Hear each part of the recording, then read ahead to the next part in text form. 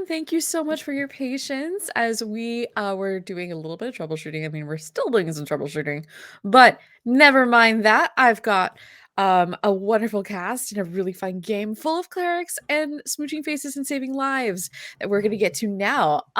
Welcome to Waterdeep Anatomy, brought to you by the ever wonderful Girls Run These Worlds.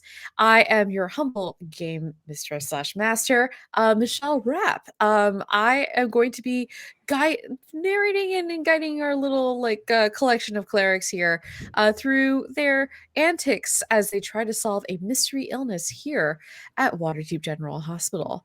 We're going to go ahead and start introducing our players and our characters really quickly since we are running a little bit behind. So, hi Jay. Who are you? What are you doing here? Hi, Michelle. Thank you so much for having me. I'm Jay.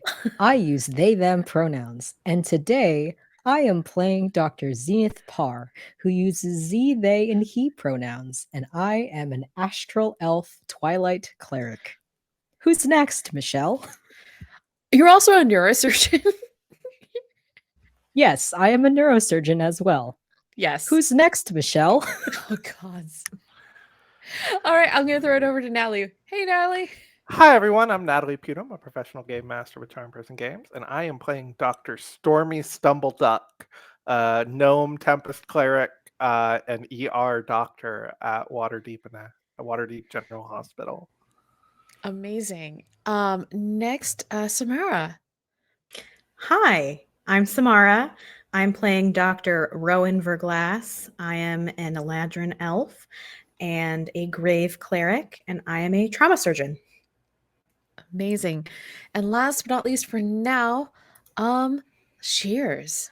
What's Hello, up? everyone. My name is Bloodthread Shears, Shears for short. My pronouns are they, them. I am playing Nisha Smallwood, a caffeine-addled, very grumpy medical biller. Amazing. I forgot to mention my pronouns. I go by they, she. But this is episode 2 of this rather dramatic series, 2 of 3. And so we're going to get in the thick of it right now, which is really exciting. So for our floating point of inspiration, can someone tell me what happened during the episode 1? I can do a very brief recap. That's fine. We can just do a brief All recap right. because Let's vamp for a minute here.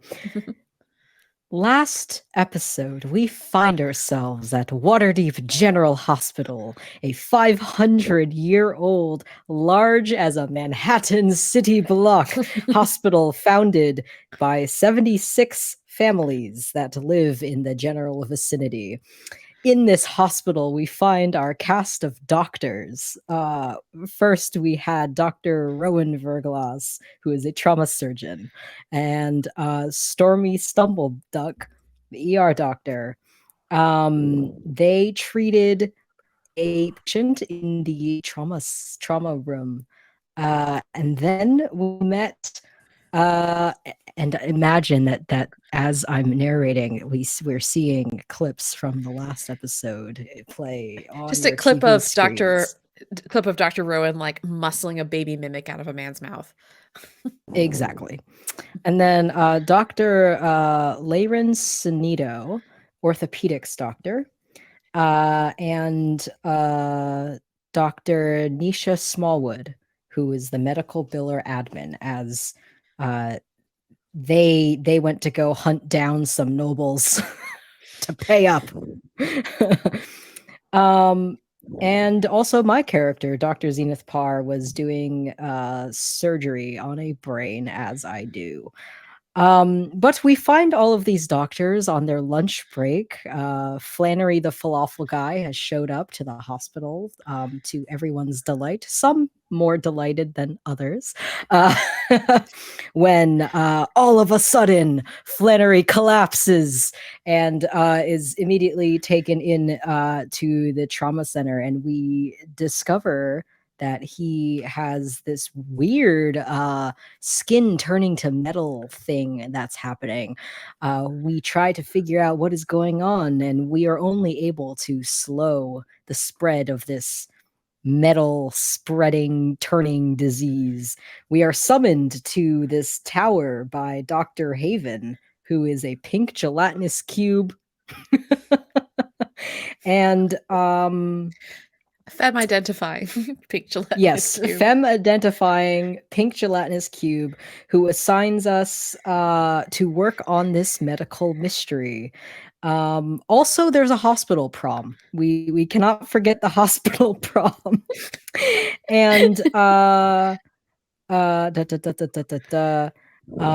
we are all redirected to remain in the diagnostics tower until we can figure out what the hell is going on. And our episode ended with Patricia, the ice cream lady, arriving with a brass foot. Yippee! And look at that! I vamped long enough. That She's is on what happened background last stream, episode. Yay! And So now don't get. we one will can see find that. out what La, la, happens la, this la. episode now. I guess, Minnie, last but not least, who are you? And what are you doing in this game?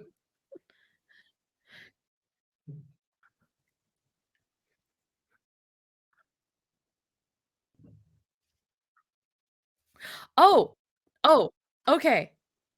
Sorry, friends. Apparently, Minnie has not fully been onboarded. So while we can see her, you can't. So for all of our listeners, it just looks our viewers just looks like we're talking to the void. Hey, Michelle, What's up, cough it friend? up. Cough it what up. I want my inspiration. Yeah, Gimme. you have inspiration. You now have inspiration. We all have communal inspiration. Well done, everyone. It's all great. We did it. Cool.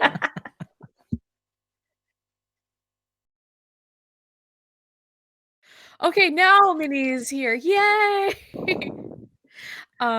So yay! So Minnie, please introduce yourself and your character, please.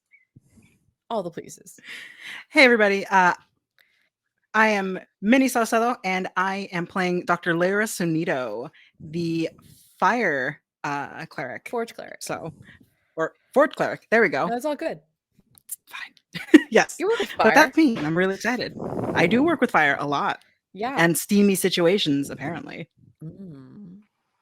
Steamier by the second as we enter this second episode of Waterdeep Anatomy. Just imagine the credits roll, but instead of like the usual combination of like putting on various surgical items or like hospital things interspersed with like things that indicate sexy times like high heels and whatnot, but instead the high heels are replaced by like very tall like ironclad boots and also adventurers packs, that sort of thing. But yeah, we begin another day. It's been a full day since Patricia, the ice cream lady, has been admitted to the diagnostics tower here at Waterdeep General Hospital. The day is still remaining. The day is really lovely. It is clear blue sky, really beautiful, crisp fall day. The hustle and bustle of the hospital wings below continue their steady but controlled chaos. As you know, we hear a disembodied but very feminine voice begin a monologue. As we zoom into the rest of the cast, and it reads, "People always get the impression that what we do is easy because all we need is magic. All that we've got to do is pray to a god or goddess or maybe some eldritch being, wave our hands, and poof, here's your heart back, or enjoy your resurrection. Okay, sure, we've got access to spells and rare components, but there's only so many spell slots in a day.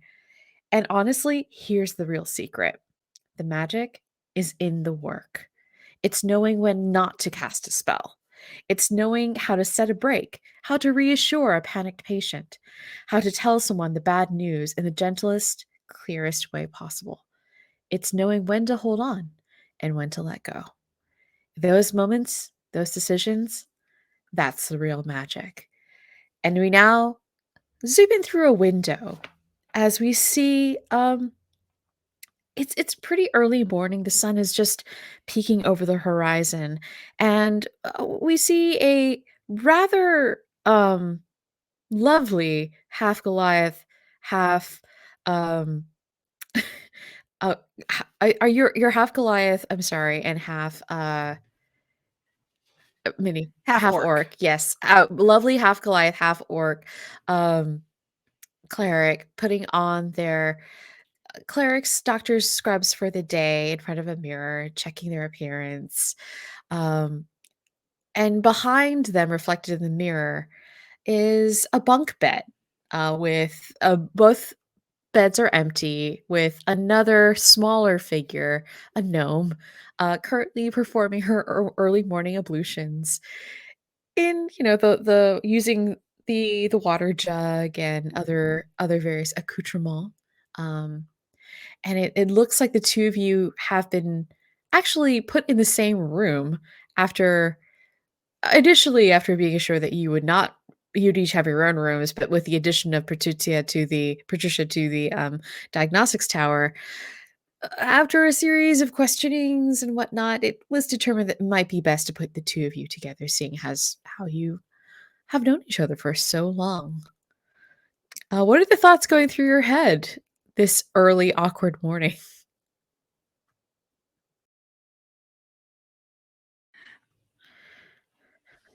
So to clarify, we've at the very least probably at least slept through the first night here already, or are we having Oh, to do this is that the now? day This is after. like Whether you've morning. slept through that night is really up to you, but a night has passed. Okay, got it. I feel like Lyra is pretty somewhat frustrated, but is trying to keep her cool. She doesn't want to make this seem like it's an issue for her, though internally she is for sure freaking out about it and is kind of just going over the menstruations of like getting ready, putting on her favorite scrubs, making sure she has her favorite scrub cap in case she needs it, and is kind of doing anything in her power to not look at Stormy. Stormy, how are you doing? I think Stormy is kind of intentionally playing up the things that got on Lyra's nerves when they were dating. Like she threw some cookies in her bag last session. She's just like munching on them in bed and sitting and like not getting up out of bed and will just like rush and throw on her scrubs and go out the door when it's time to go and running behind. And I think she's kind of hamming it up a little bit for attention from Lyra. Lyra, you are perfectly cognizant of this. You have a perfect reflection Mhm. of Dr. Stormy eating cookies in her bunk behind you. Did Stormy want the top bunk, or Yeah, which was bunk Lyra do forced to be in the top bunk? Yeah, which bunk do you claim? Oh, you're muted. I think I claimed the top bunk just so you would have to be at a bottom bunk that you can't quite sit up in. Mm-hmm. Awesome. Great. I think it's like the morning of the continued amount of breadcrumbs that have probably like rained down a little bit onto Lyra that she can't even sit up properly.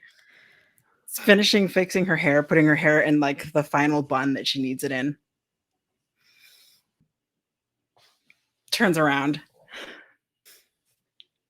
Could you perhaps not eat the crumbliest cookies when you're sleeping above me?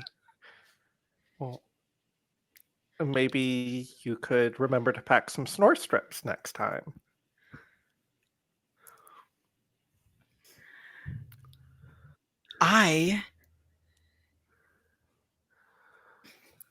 Sure.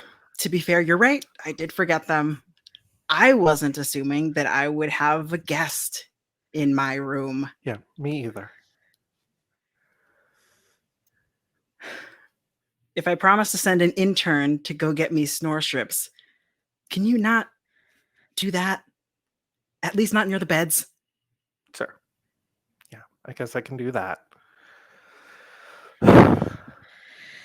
And I think I kind of climbed down the little ladder on the bunk bed. And as you do so, the door does open, and you see the orcish nurse. Oh, as we called him. Let me grab his name. Gronslor. Gronslor Porbus. Gronslor Porbus. He knocks on the door. You hear his voice say, you everyone okay? We gotta report to Dr. Haven in a bit. You up? Just want to make sure you're up. There's coffee. There's coffee that's outside of Dr. Parr's room. Coffee? Yeah, Parr's there's room. coffee. Okay. Do Cream and you need sugar? anything? Yeah, there's cream, there's sugar. Okay. Okay. Do you need more sugar after how many cookies you've had already? Just dip a cookie in it.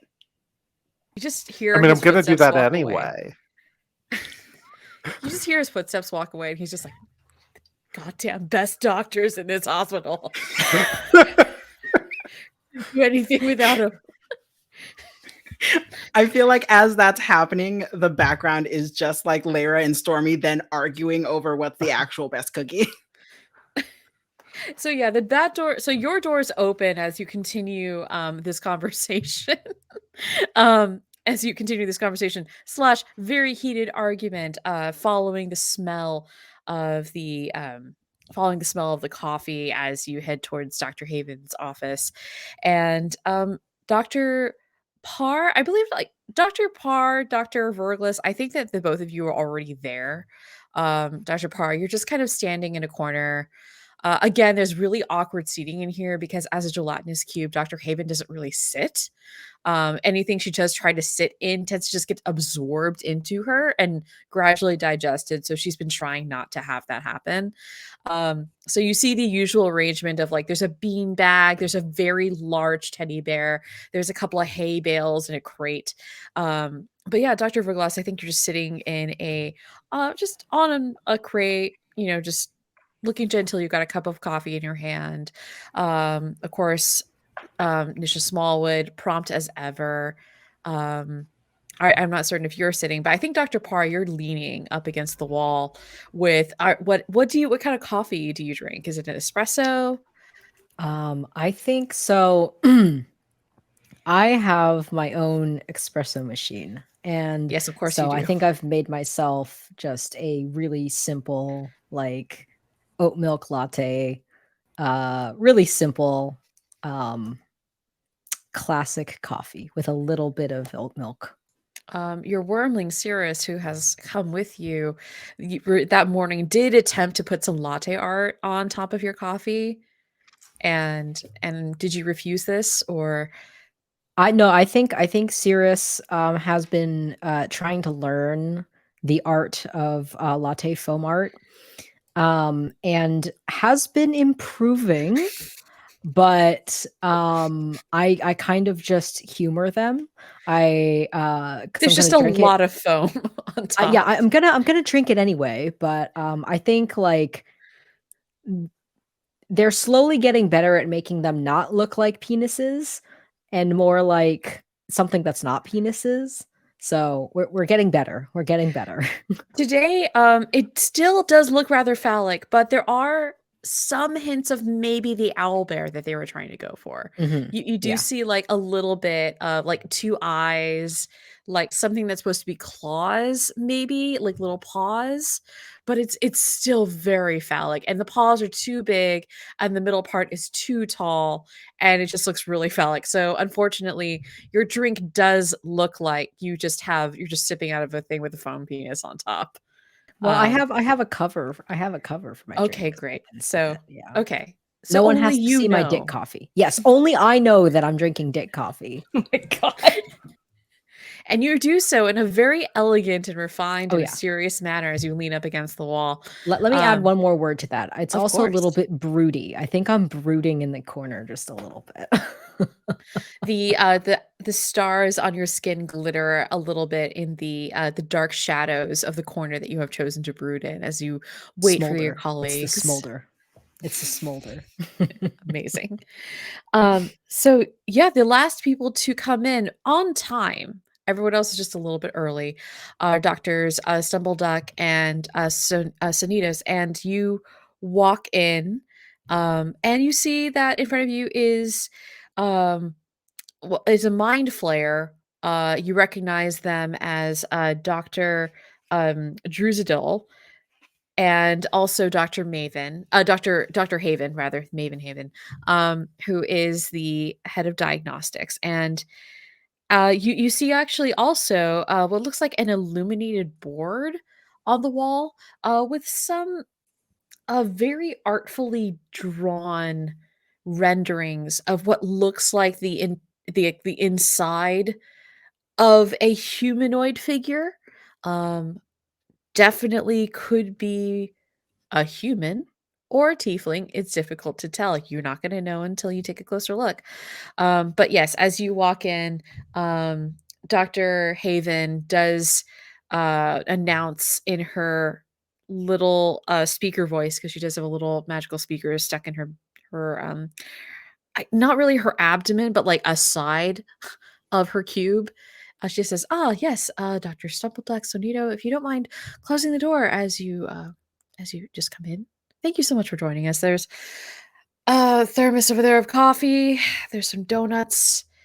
If you want to grab something real quick before we can get started." Donuts? Where? Oh, there's been a pile of donuts there the whole time.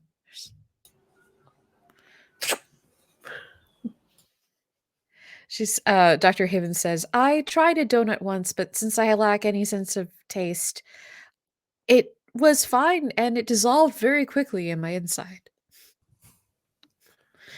It's so sad. Thank you. Of I think course. Stormy puts a cookie between two donuts. The one cookie she brought with her, and makes a little cookie donut sandwich. Nice. While that happens, I think Lyra, knowing that Stormy would have gone for the giant teddy bear, very calmly goes to sit on the giant teddy bear. Okay, you sit on the teddy bear that is the size of you. This completely tracks Stormy. What do you do? You Stormy go kind of over. walks up and then is like, oh, shoot, and kind of looks around for like the next cumbiest thing and ends up sitting on the hay bale kind of sullenly.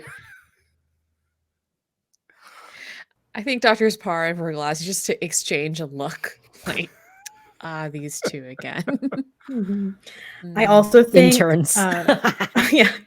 I also think Rowan woke up very early out of her trance and specifically made the coffee that's in the thermos in this room, and it's awful. It's super super strong because that's how she takes her coffee, which is why she made it, because she knew anything else would be too weak, but doesn't tell anyone that if they're to get the coffee in here, it's borderline unpalatable.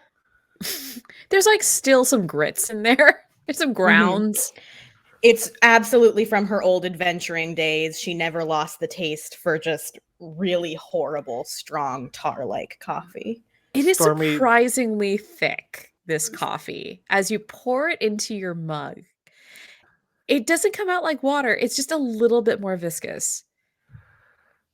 I think Still Stormy smells barely good. notices because her coffee is like 90% cream and sugar, and then like a little splash of coffee.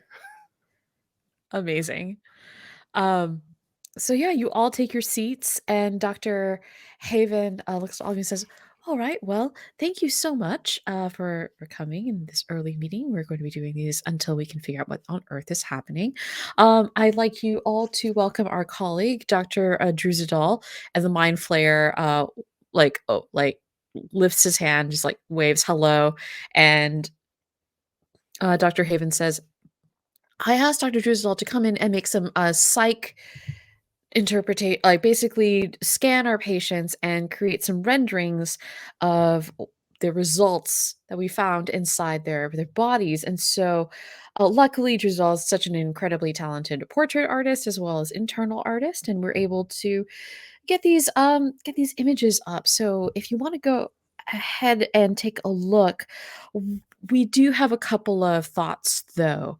And welcome readers, yay. um we do have a couple of thoughts. Dr. Druzidol looks at all of you, and in your minds, you hear psychically, thank you very much for inviting me up to the diagnostics tower. It's very exciting to be here. think this is only my third time. But anyway, I would like to draw your attention here to psych ray number 1.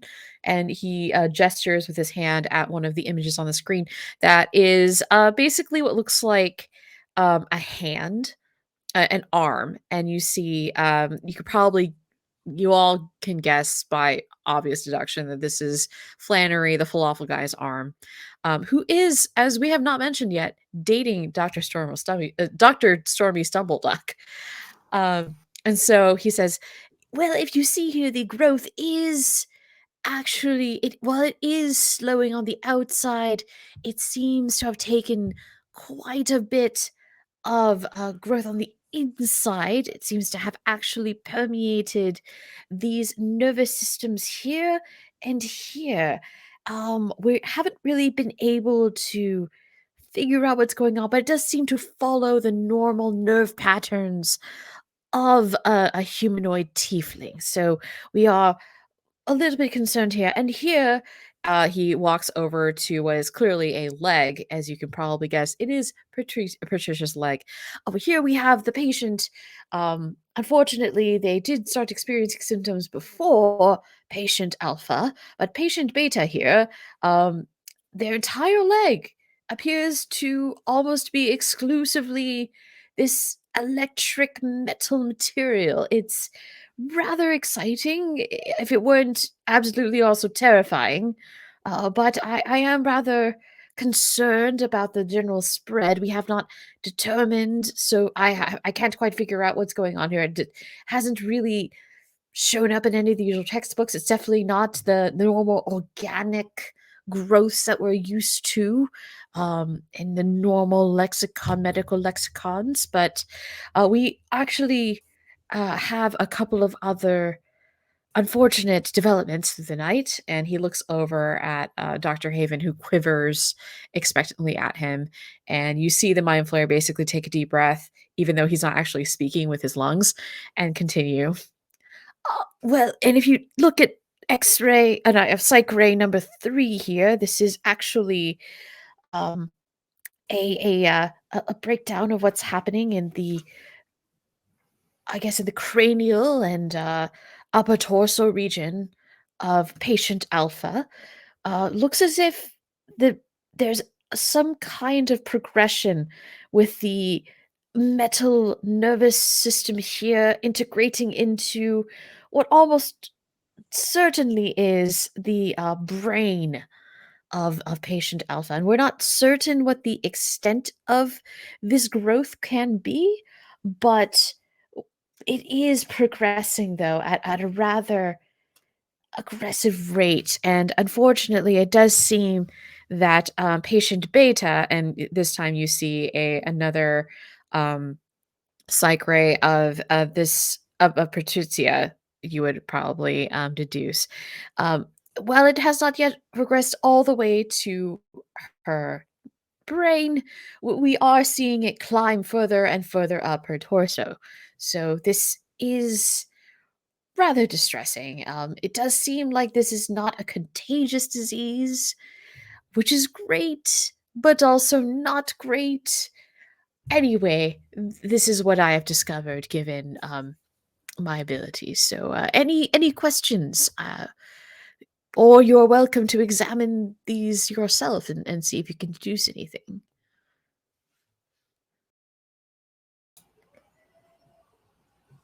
So would any of you like to take a closer look at the rays, or ask a couple of questions about what's up? Yeah, Dr. Parr.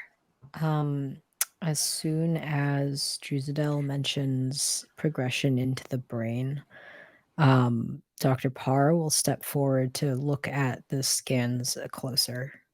Okay, cool. Go ahead and roll a medicine check for me.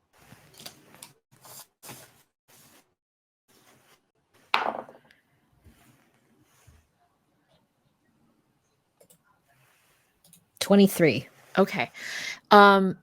It is exactly following the nervous system. There are no new branches, there are no new developments. It really does seem like whatever this is just transforming all the nerves in Flannery's and Patricia's system into some kind of metal. Yeah, go ahead. Dr. I think, yes, I think Lyra, kind of glancing as much, gets up from the teddy bear, reluctantly, but gets up from the teddy bear and heads over and looks at the diagrams that we have of everybody, and then looks over to the new doctor and then asks, were you able to get any indication of the skeletal structure? Do we know if that's also being affected by the metallic substance? No, it doesn't appear so, the Mind Flayer says. It seems entirely nervous based, with the exception of some of this superficial skin situation here. Although, actually, let me just take a look. Oh wait, no, tell a lie. Nope, that's just the patient alpha. Patient beta, it seems like the leg. Most of the muscular system has also been transfigured, but it has not, in fact, progressed into the skeletal system quite yet. Has anyone done a run up to see what the two patients have in common? What could be the cause of this if it doesn't seem to be transmissible? No, unfortunately, I'm mostly here for my psych ray abilities and analysis, but if any of you would like to speak with the patients, unfortunately, Flannery is currently unconscious, but we're hoping to bring him out of it later, is what Dr. Haven has told us. Have I met like Patricia, like going out for drinks with Flannery? Like, are they are the food vendors friends or? Give me a history check. Sure.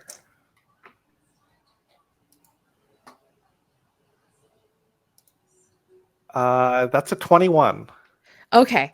It's unlikely. Mostly because like it's if they had crossed paths, it would be within like a professional setting. Like literally if there's like a circle up of food trucks, which is what they both have, they would probably know each other. But Patricia is actually much older. She's a much older human, probably in her 50s, whereas Flannery is a lean, fit, and very lithe 20-something-year-old tiefling. Huh. Okay. I, at this moment, walk up to the scans next to Dr. Parr and just sort of like generally to the room. How much, if anything, do we know about how far it's reached in the brain? Well, it seems so far that it's only started here in the cerebellum. But if we can't figure out a way to slow it, by the end of the day, I could very well see a good third of this part of the brain getting taken over.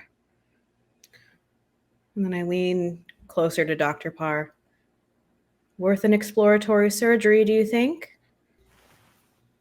Absolutely. Dr. Haven says, that was actually what I was going to suggest. Next, we would love to get a biopsy of some of this particular tissue because this is definitely very new.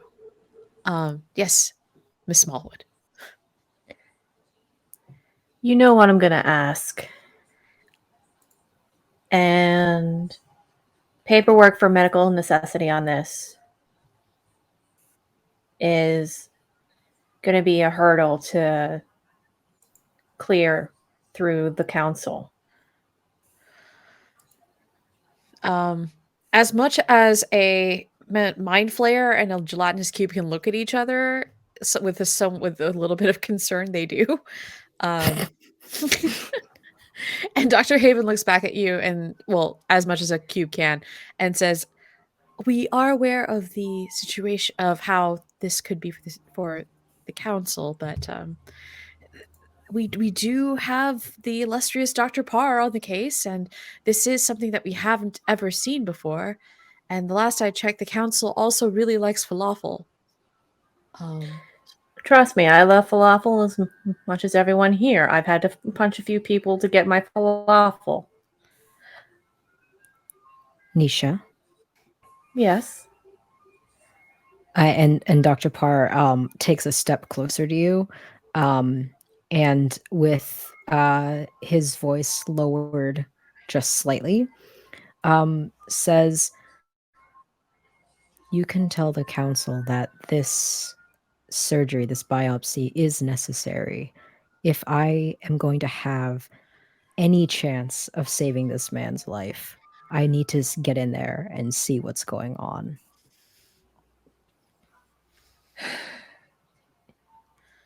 You owe me caffeine for this.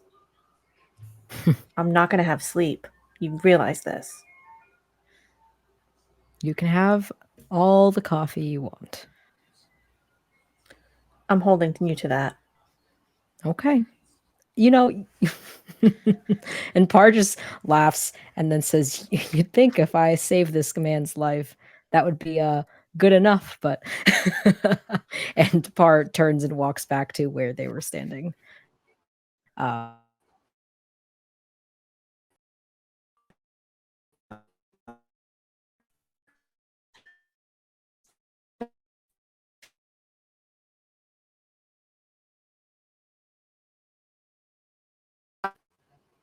Do not bother on my communication stone. I wouldn't dream of it. Thank you very much, Ms. Smallwood, for your attention to detail and your commitment to the rules and regulations of this hospital. We would not be able to exist here without you, says Dr. Oh, I know. Haven. I know. And neither would my team. Indeed. Is there anything else you need from me?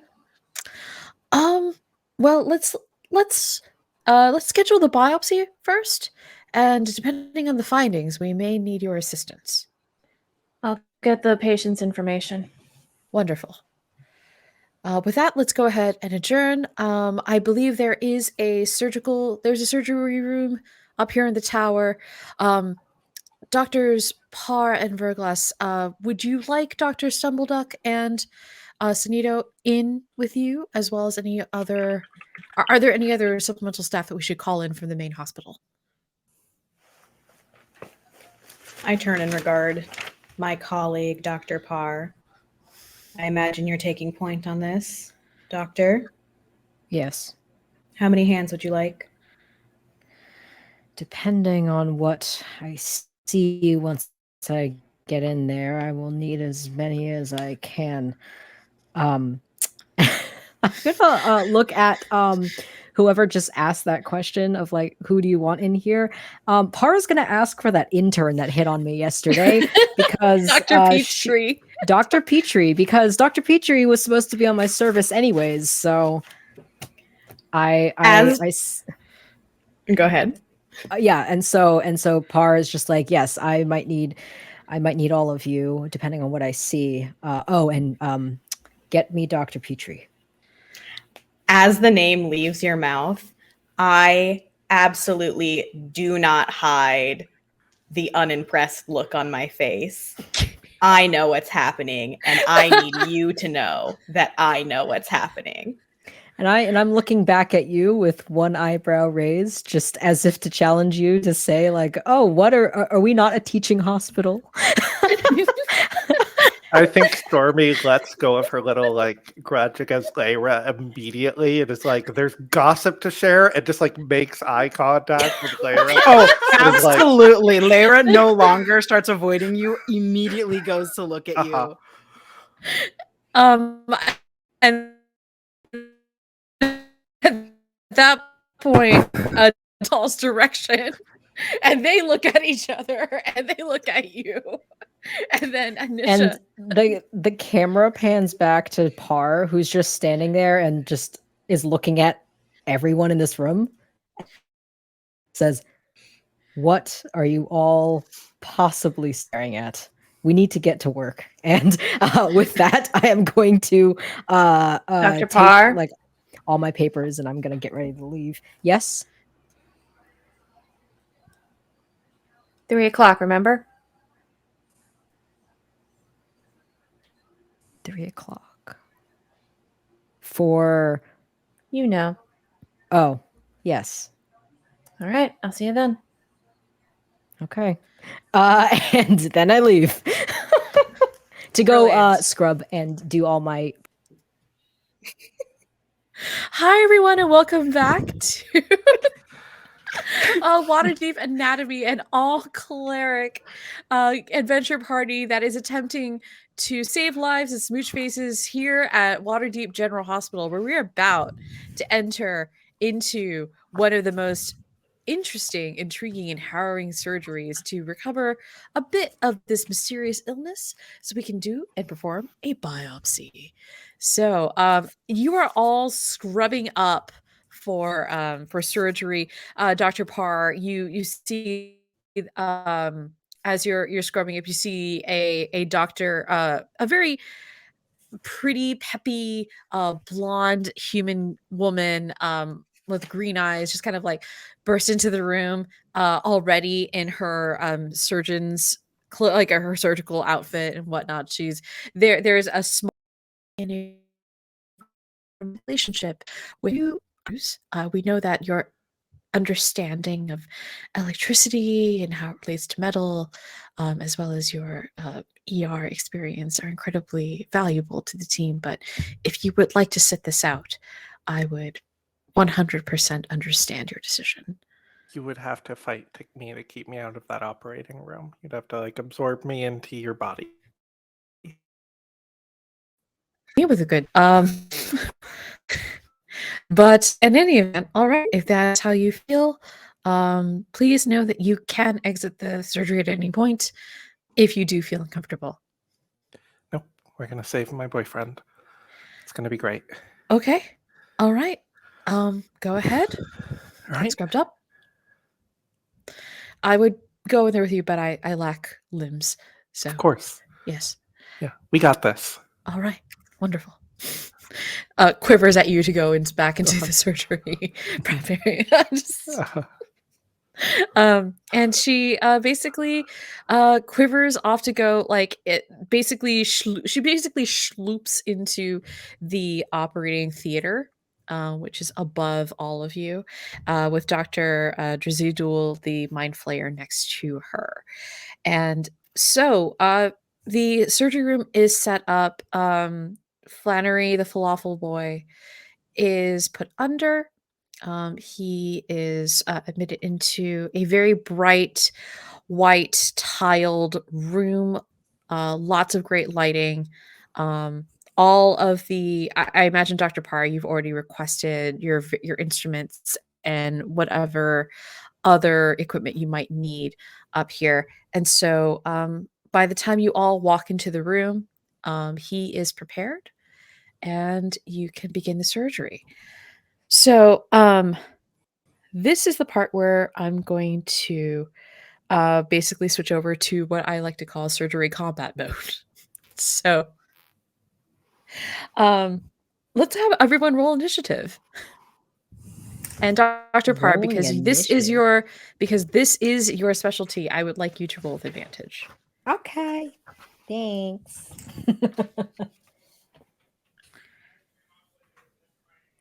Where did my character sheet go? I packed That's away all important. my dice. I'm gonna have to roll one dice twice instead of being cool by rolling 2 dice. Ooh, okay, that was a lot better. So I got an 18 highest. Okay. Dr. Stumbleduck? I got a 19. Oh, wow.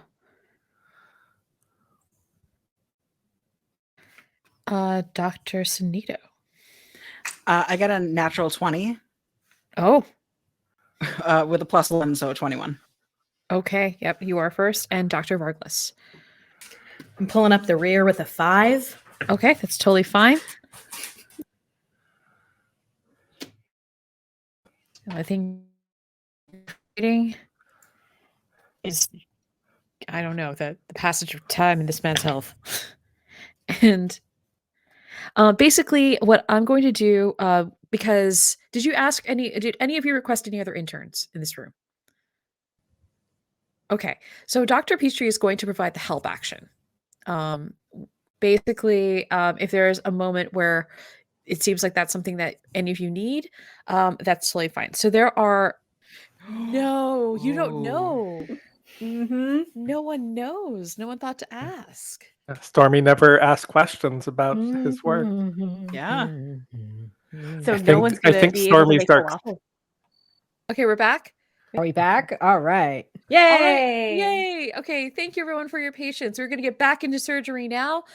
We have Dr. Sunita with a really excellent role, making some observations using her removable rod. So you do manage to basically at this point, unless you have not made the initial cut, right? That would be Dr. Parr, who's next. So are you looking at the arm in specifically, just to since that's the most visible area? Yes. Yeah. Okay, I'm great. assuming I've kind of moved over and moved the surgical cape over to kind of start It figuring is that out. open. Yeah, the surgical it is open and available because that is one of the affected parts. So you gently prod this your removable rod into the affected metal growth. And there are two things you notice right away. One, it yields almost. There's a softness to it. It's pliant, almost like vinyl in that regard, like a soft vinyl doll. And the second thing you notice is a spark of electricity just kind of leaps up and onto your movable rod. Doesn't shock you, but you do see it. Okay. So yeah.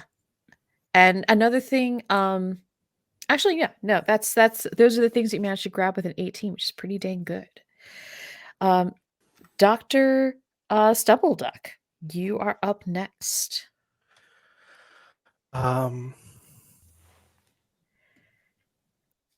I think Dr. Stumbleduck is gonna panic a little bit and kind of look at Dr. Parr with wide eyes, and I want to take the help action. I'm just Okay. like, what should I do? Dr. Parr, roll. You're not hiding this at all, right? No. Dr. Parr, it's now your turn. You know that Dr. Stumbleduck is panicking very slightly, and but you know you do have the help action, but you do know that one of your colleagues or one of your former interns is maybe not doing so hot at the moment. Before I pick up my scalpel to make the first incision, Dr. Parr looks at you and says, Dr. Stumbleduck, I know you are close to this. If you need to take a moment to step out, do so. No, I've got this. I'm just rusty for surgery. You know, we know you do a lot of surgery in the ER. Okay. But you need to let me know if you are in over your head. I know it's important for you to be here. If it was my call, you wouldn't be here because I think you're too close to this. No, I've got this. I can handle this. Okay. Dr. Sanu, you hear this. Actually, everyone hears this. No, Dr. we've been telepathically communicating this whole time. Just intense stares at each other. Just intense. Your scalpel's just hovering over this person, and you're just staring at each other. I do yeah, have Dr. message. Are you messaging or are you saying this? No, I think No, we're we're saying talking. it. Yeah. Okay, Dr. Peachtree does look at the both of you just like and looks down at Flannery and looks back up at all of you. Flannery's head has been shaved, so it's just his horns. And so, Dr. Parr, what would you like to do? You have the I help would action. like to make the first incision, and then I am going to use a drill to make a hole so that I can stick a needle in to get the stuff out for the biopsy. Sounds like a plan. Please roll dexterity for me. Just a dex check, a straight dex check. Straight dex check, but feel free to let's see. Can I convince you to let me do this as a medicine roll? You can 100% use this as a medicine roll. Okay. Yay. And you can add your dex proficiency. That's a nat 20. Oh, you are so good. You get in there. It is It Oh my is God. textbook. And from the theater, you do hear like a muffled like it's the best goddamn doctor in the whole hospital. This nurse as the orcish nurse Gronsler Jacobs. It's just you hear like yeah. I Did I need to establish that before I make the first cut, I just like everyone watches as and this Par does this every time. Takes like a very deep breath to center themselves before they get ready to make sure they are laser focused in on what Z is about to do. And there's like the little montage of me getting like the needle in and all that stuff. And when Grom what the fuck do we call him? Gromslor? His name, Gronslor. yeah, his name Yeah, is this is- Gronsler Jacobs. This is of my own doing. I suggested this. But Gromslor, when Gromslor starts making a lot of noise, I just like stop what I'm doing and I turn and look up at him and I'm You just see like, this orc like blush and then attempt to hide behind Dr. Haven, who has a gelatinous cube is transparent. and I'm just gonna say, quiet upstairs, please. And then Sorry. keep working. Yeah. Amazing. So yeah, you do manage to insert the needle. You are in prime position to collect a sample, assuming of course everything behaves. Mm. A Dr. Stumbleduck, would you like to use your help action to basically to hold that, or would you like to transfer that over to Dr. Verglass? I'll use my hold action to like hold that. Yeah, I'm gonna Okay, hop in cool. now. All right, Dr. Verglass, you are up. With what we have available with Flannery on the operating table, can I do an investigation check to learn more about what it means that whatever this is mapping exact neural pathways? Yes. Please go ahead and make an investigation check. And Dr. Peachtree will give you the help action. Oh, okay, that's a lot better. Dirty 20. Dirty 20. That's excellent. Okay, so noticing that the metal is following neural pathways, it seems like there's something about the nervous, like the neural tissue in particular, that really, it's just like, this is just, it's like so super attracted to that more than the muscle tissue, definitely more than the skeletal structure. This, whatever this is, wants to control how this person moves, maybe. And given that it's making a beeline for the brain, maybe there's something about this that's trying to take over what this person is thinking. It's tricky to tell, but given the way it's reacted in the past, there's definitely some level of intelligence here that's trying to assert itself and assert dominion over this host. Okay, do I get the sense that it's almost like parasitic in nature? Oh, you do get that sense. Yeah. Okay. Mhm. Thank you. Not at all. Taking it back to the top with Dr. Sneedo. I think upon Dr. Parr successfully getting in and being able to begin the process of getting the sample for the biopsy, textbook entrance, Dr. Sanito looks up from their finding and says, "It's a beautiful day to diagnose an illness."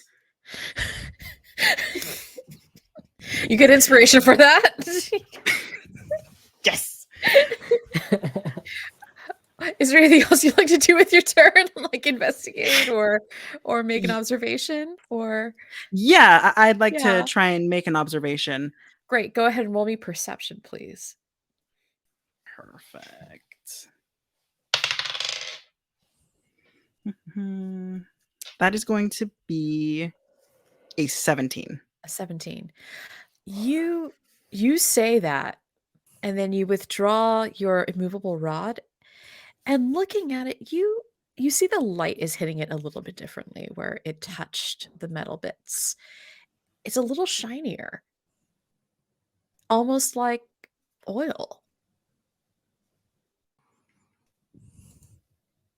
Huh. Okay. I think noticing that as I'm grabbing the other end and lifting it up and then moving it in the light, I ask for one of the scrub techs to biohazard bag.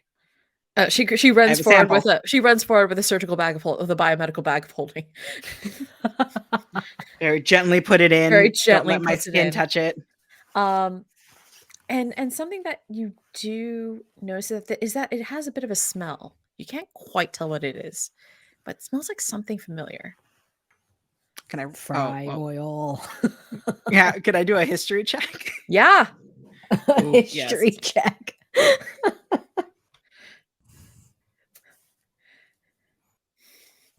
Smell that history. That spicy, spicy Roll history. to sniff. I sniffed real good. That's a 26. Oh my gosh. Oh heck, you sniff real good. So Dr. Sunito does cook in their spare time, right? They're an avid cook. And so it comes to you after a couple of seconds because it's not a scent you would ever think to find in a surgery room. But that's like cinnamon. It smells like cinnamon. Interesting. And I say that out loud. What's interesting? There's oil coming from the patient, and I gesture to the bag that smells The like biomedical bag of cinnamon. holding. Yeah. Cinnamon. Yeah.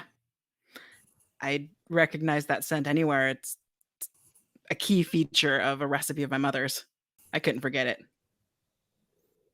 And Dr. Parr, as Dr. Sunito mentions this, you do clock that scent. It's not as familiar to you because do you often eat things with cinnamon in?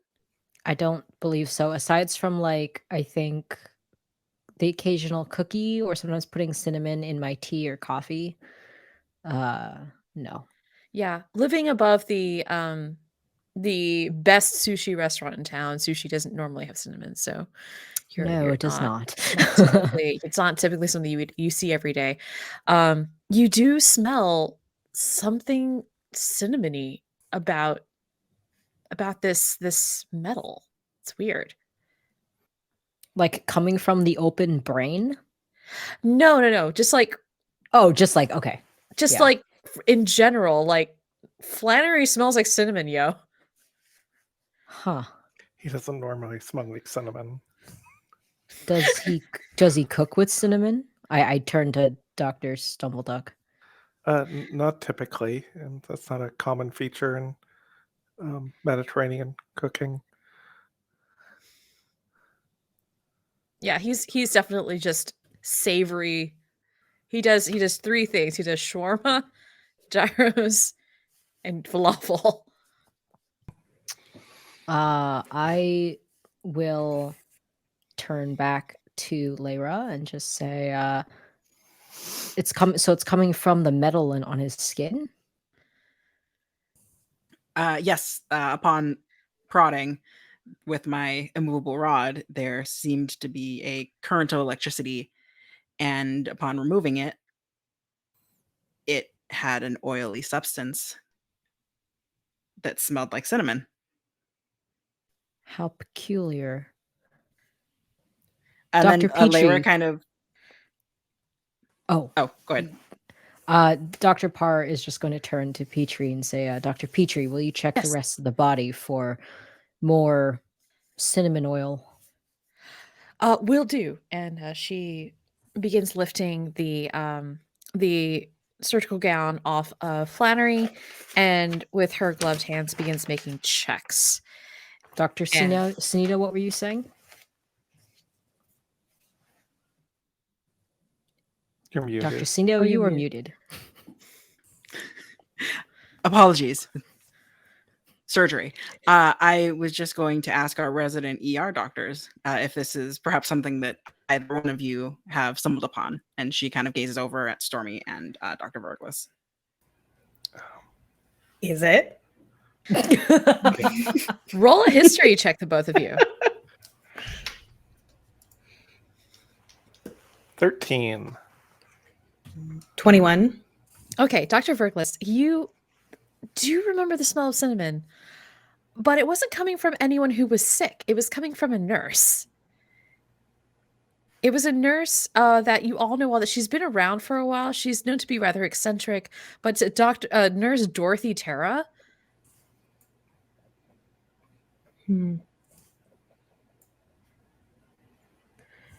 What a delightful So- name. Thinking back on that, I sort of lift my gaze up to the gallery. Dr. Haven, please call for Nurse Tara to come meet us in the diagnostics tower. Oh, will do. Turns to Nurse Gronslar. Gronslar quivers at him, and then he runs off, just muttering under his breath. You can probably guess what he's saying. Anyway, Dr. Stumbleduck, Yeah. it is your turn. What would you like to do? With Lyra's mention of the electricity, I want to hold my hand kind of over the open and see if I can sense with my natural sense of electricity what's going on. Okay. Roll either medicine or arcana for me. That is a 10 in medicine. Okay. Yeah, there's some electricity in there. It's hard to tell where it is, but something's up. The electricity's doing something.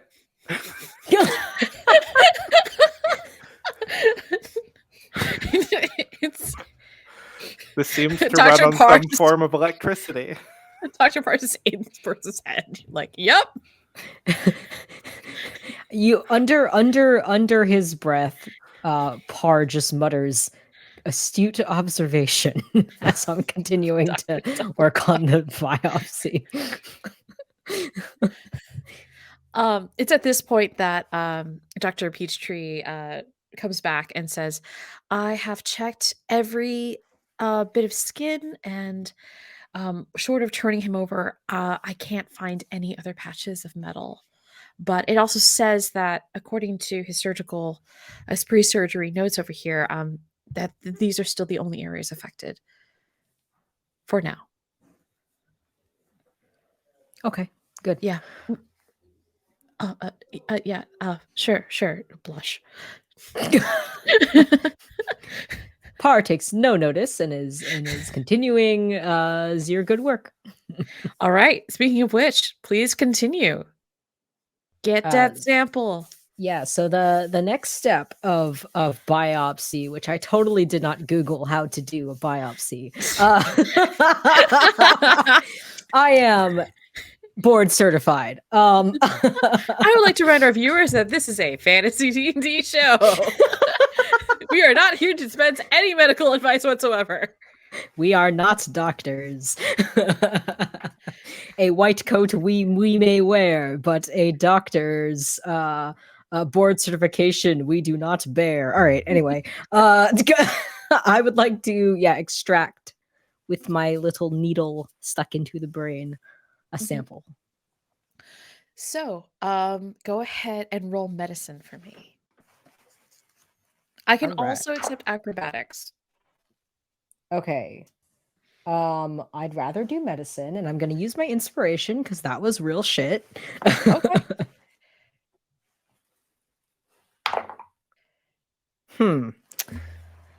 Plus, I'm so glad I have a good score in medicine. I'm glad you do that too. Is a 19. I can do math. 19 does it. Okay, you do feel the little claws at the end of your needle apparatus open up and grab a little hunk of it, little hunk of something. A little hunk. Little hunk of something. There's actually a monitor up where Yeah, because there's a little camera attached to those there's a things, camera yeah? attached to it. Oh, I mean, and I should magical note, camera. Yes. I should note, in addition to the camera, I also, for my magical item, I took the Ring of X-ray vision. So Amazing. I'm Okay. using that to like look into the brain to see what I'm doing as well. I love that you took that. That's great. So yeah, you see precisely, but your colleagues, thanks to this monitor, are also able to see what you're about. And you do manage to grab a chunk. And you do also grab like your scalpel, a very long, thin cutting tool to sort of free up the sample so that way you can actually take it back up because it is all interconnected. So you do manage to begin the extraction process successfully, and it's not going to take a very high roll for you to finish that up. So yeah, you have obtained the sample. Next, Have I pulled it out yet? Or is you that have going to be not my next? pulled it out yet. Okay, That's gonna okay, because you cool. have to free it. Gotcha. Cool. Got to free it up. Dr. Verglas. Now knowing that there's some sort of like substance in or on the metal appendage, can I attempt to take a scraping or a biopsy of the skin or metal? Yeah, totally. I'd Go like for to it. do that.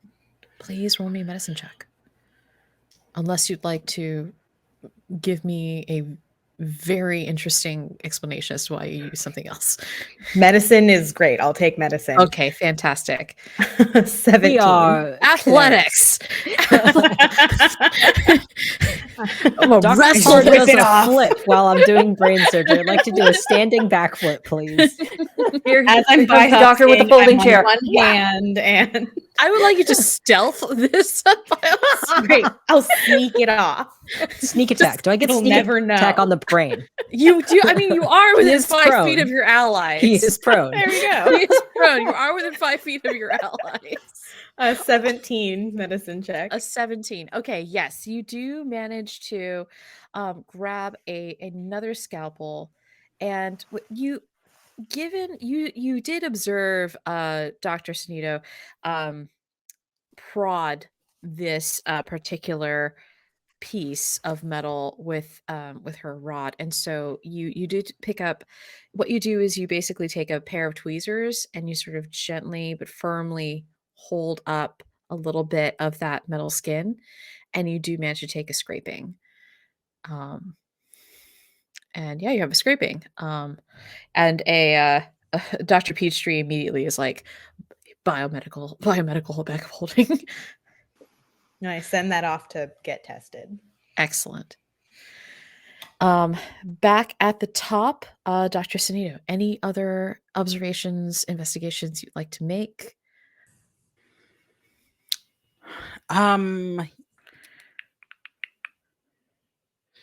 I think I'm still very curious about this electrical current because obviously, yes, as Dr. Stumbleduck so astutely pointed out, there is an electrical current here somewhere.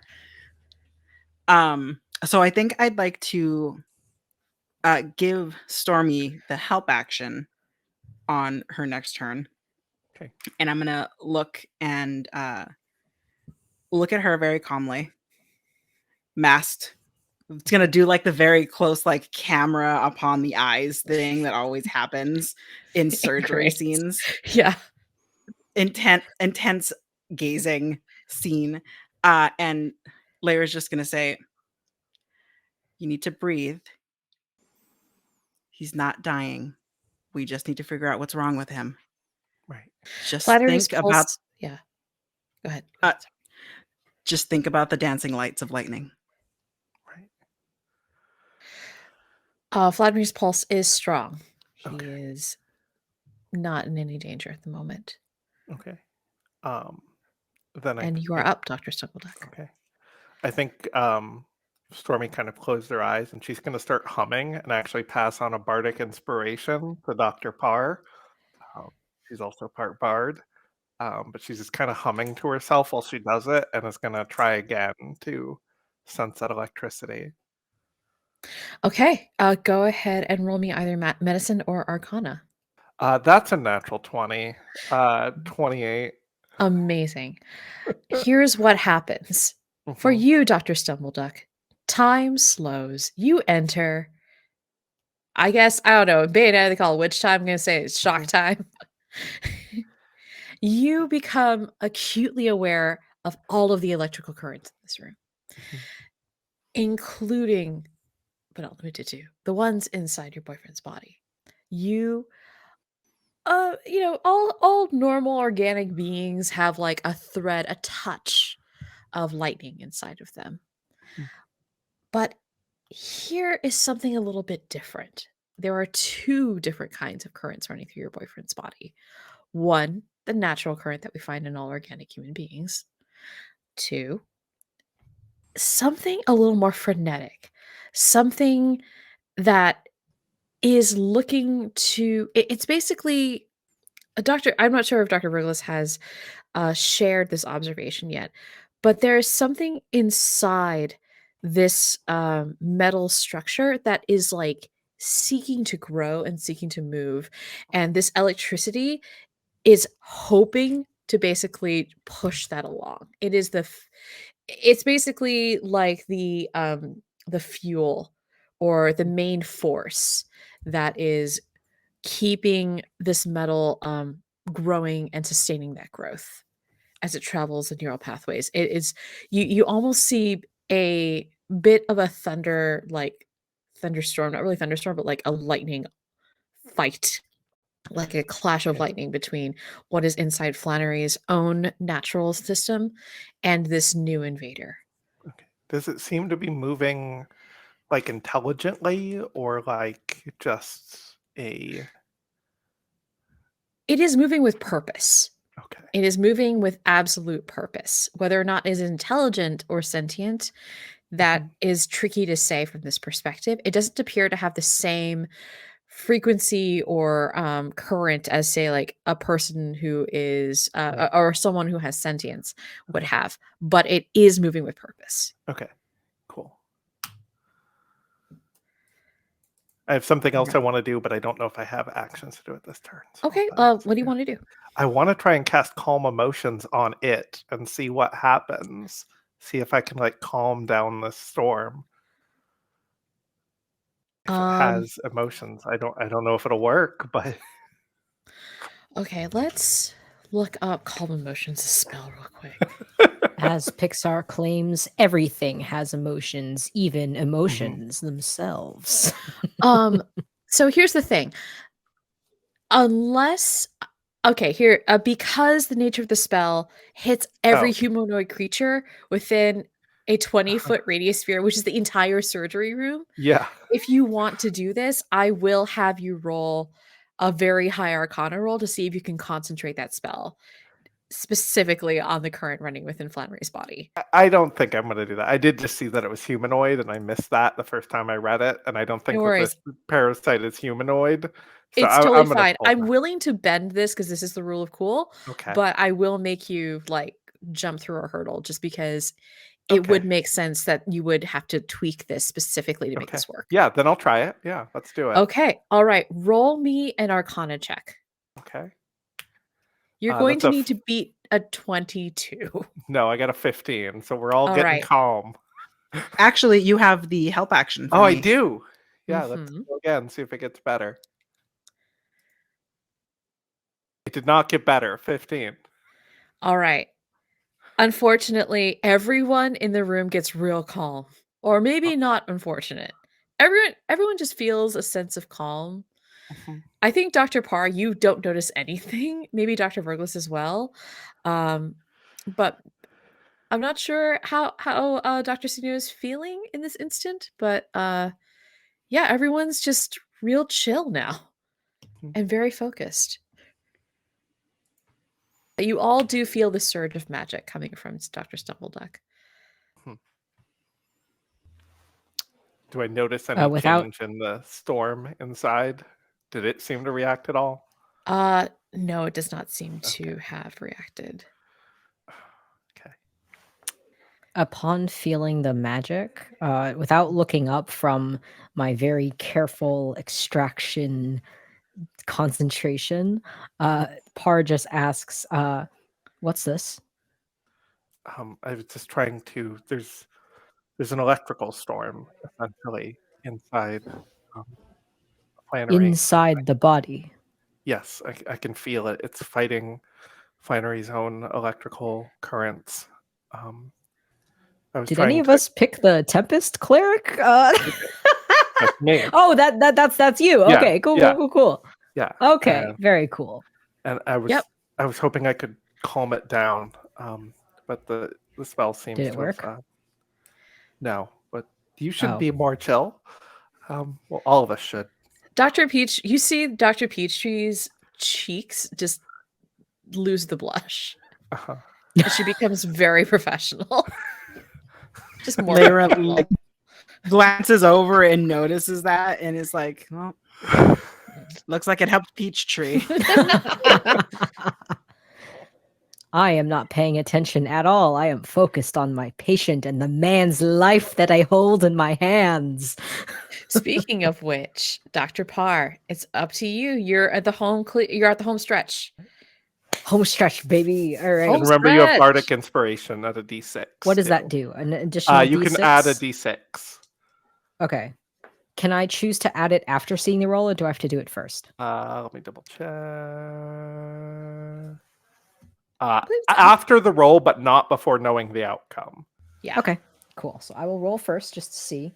This is medicine again Mm-hmm. to carefully extract. Cool. I will be adding the D6. Thank you for the bardic inspiration. You're welcome. Okay, that will be 17 total. All right. You do manage to extract the biopsy sample. And so like I imagine like I'm just carefully removing my hand, and then somebody, maybe Peachtree's got like the little metal dish. Yeah, Peachtree's got and a I metal just- dish. I drop the sample in, and I carefully set down the tools and take a breath since this part is over. Amazing. Do you want to go ahead and stitch them up? I am actually going to look at Dr.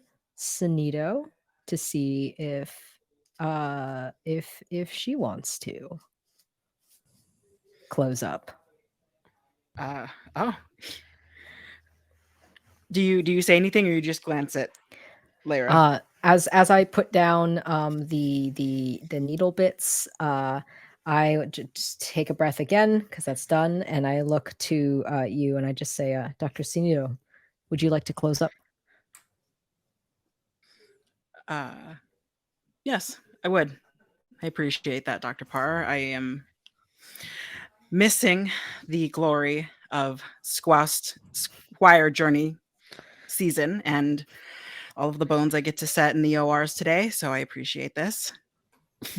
And with careful precision, we do the thing where Dr. Parr steps back and shimmies off to the side, and Dr. Sanito steps up to where I was standing. Amazing. Cool. I think when Lyra steps up, she's probably then going to just clear her voice to hope that the scrub techs start adjusting the lights, because now she's blocking off like a section of them. Because you're taller than me, aren't you? You're much taller than me. she's a half Goliath, half orc. She's the biggest one of the party. No, the yeah. lights are adjusted, and Dr. Sino, you are now in position. Dr. Verglass, you are up next. Lyra and Rowan were standing near each other down by the hand. And so as Lyra moves into position to close, I think I remember back to the first time that Lyra was able to close during a surgery back in her intern days. And as you pass, I just sort of nod my head at you. Good to have you back on rounds, Doctor. And I'll give you the help action. Amazing. And now back at the top with Dr. Sanito. So it's down to you. Okay. Let's not kill Bring my us ex's home. boyfriend. Bring us home. Bring us home. Is it medical? Go ahead, make me medicine. Yeah. Thank you for the help action. Thank you so much for the help action. While you're rolling, I got I you. need it to be said that as I shifted over, I'm now standing right next to Dr. Petrie, and it's very funny. Yeah, Dr. Peachtree, because she's still under the effects of the calm motion spell, is perfectly like comfortable with you. Good, as it Yeah. should be. Yeah. So from a nat 1 to to a 23, I think Yes, you do. That's amazing. Oh Well my done. I think Oh my so narratively, I think Lara kind of picks up the forceps to get ready to start closing and takes a deep breath and understands the weight of this went well. You cannot be the one that messes this up for Stormy. And pauses a bit longer than perhaps she should have. And I think it's long enough that people notice. And then she proceeds to start closing him up properly. It's for the dramatic effect, obviously. Mhm. Yeah. I think You the camera probably notices like a slight tremor to like the forceps before she then starts moving. with the delicacy that you are known for in your own prosthetic work, you button up Flannery's skull so quickly and so swiftly, with professionalism, with a lot of attention to detail, and it's a beautiful job. Dr. Parr taught you well. And with that, you are out of surgery. You are all taken away to, and was about like I'd say this is about like a 2 to 3 hour procedure. Just because it just takes a little while to get in there, to find it, get all of the various like bits in. And yeah, you all take a moment as the labs go and do their analysis. Dr. Stormy Stumbleduck, you are in the lounge area, which again, because diagnostics is not great at providing comfortable seating, it's just an eclectic mixture of like various implements. There's like a wheelbarrow, a couple of like boxes. This time there's like a taxidermy. Instead of a stuffed bear, it's just a taxidermy bear. Yeah. What's What up? time is it? It is about 4 o'clock in the afternoon. Ah, okay. I have overshot by an hour, but even though I am late, I am going to wash my hands and get all out of my surgery stuff, and Dr. Parr will go to meet Nisha in our spot. Nisha, where are you? And how do you feel about being stood up for an hour? I did not willingly stand you up or whatever. Oh. Well, my dog seems to disagree. Nisha is in the diamond closet, a book in her hand, a couple of books in her hand, some sewing to mend some of her clothes that got torn. And despite all the bravado that everyone has seen, that her team always sees, she's very quiet. She's like that, all like standing up straight, small again, like she was at home. And she's just very carefully, like with her thimble on her finger, quickly trying to make as many stitches done and get this mend done quickly. She is anxious. And if who she is expecting isn't showing up by the time she's finished with patching, she's going to gather her stuff, take a deep breath, and get back to work. Do I arrive in time? I think you do. Okay. I mean, I don't know how big this patch job is. Maybe there's a bunch of patches. But Dr. Parr, you do make it to the diamond supply closet because, as anyone who has done 5e knows, Revivify needs diamonds. So yes, there is a very heavily guarded diamond supply closet at Waterdeep General Hospital.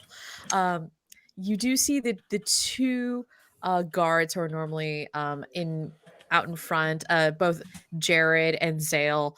They just wave you in. It's like, oh yeah, she's waiting.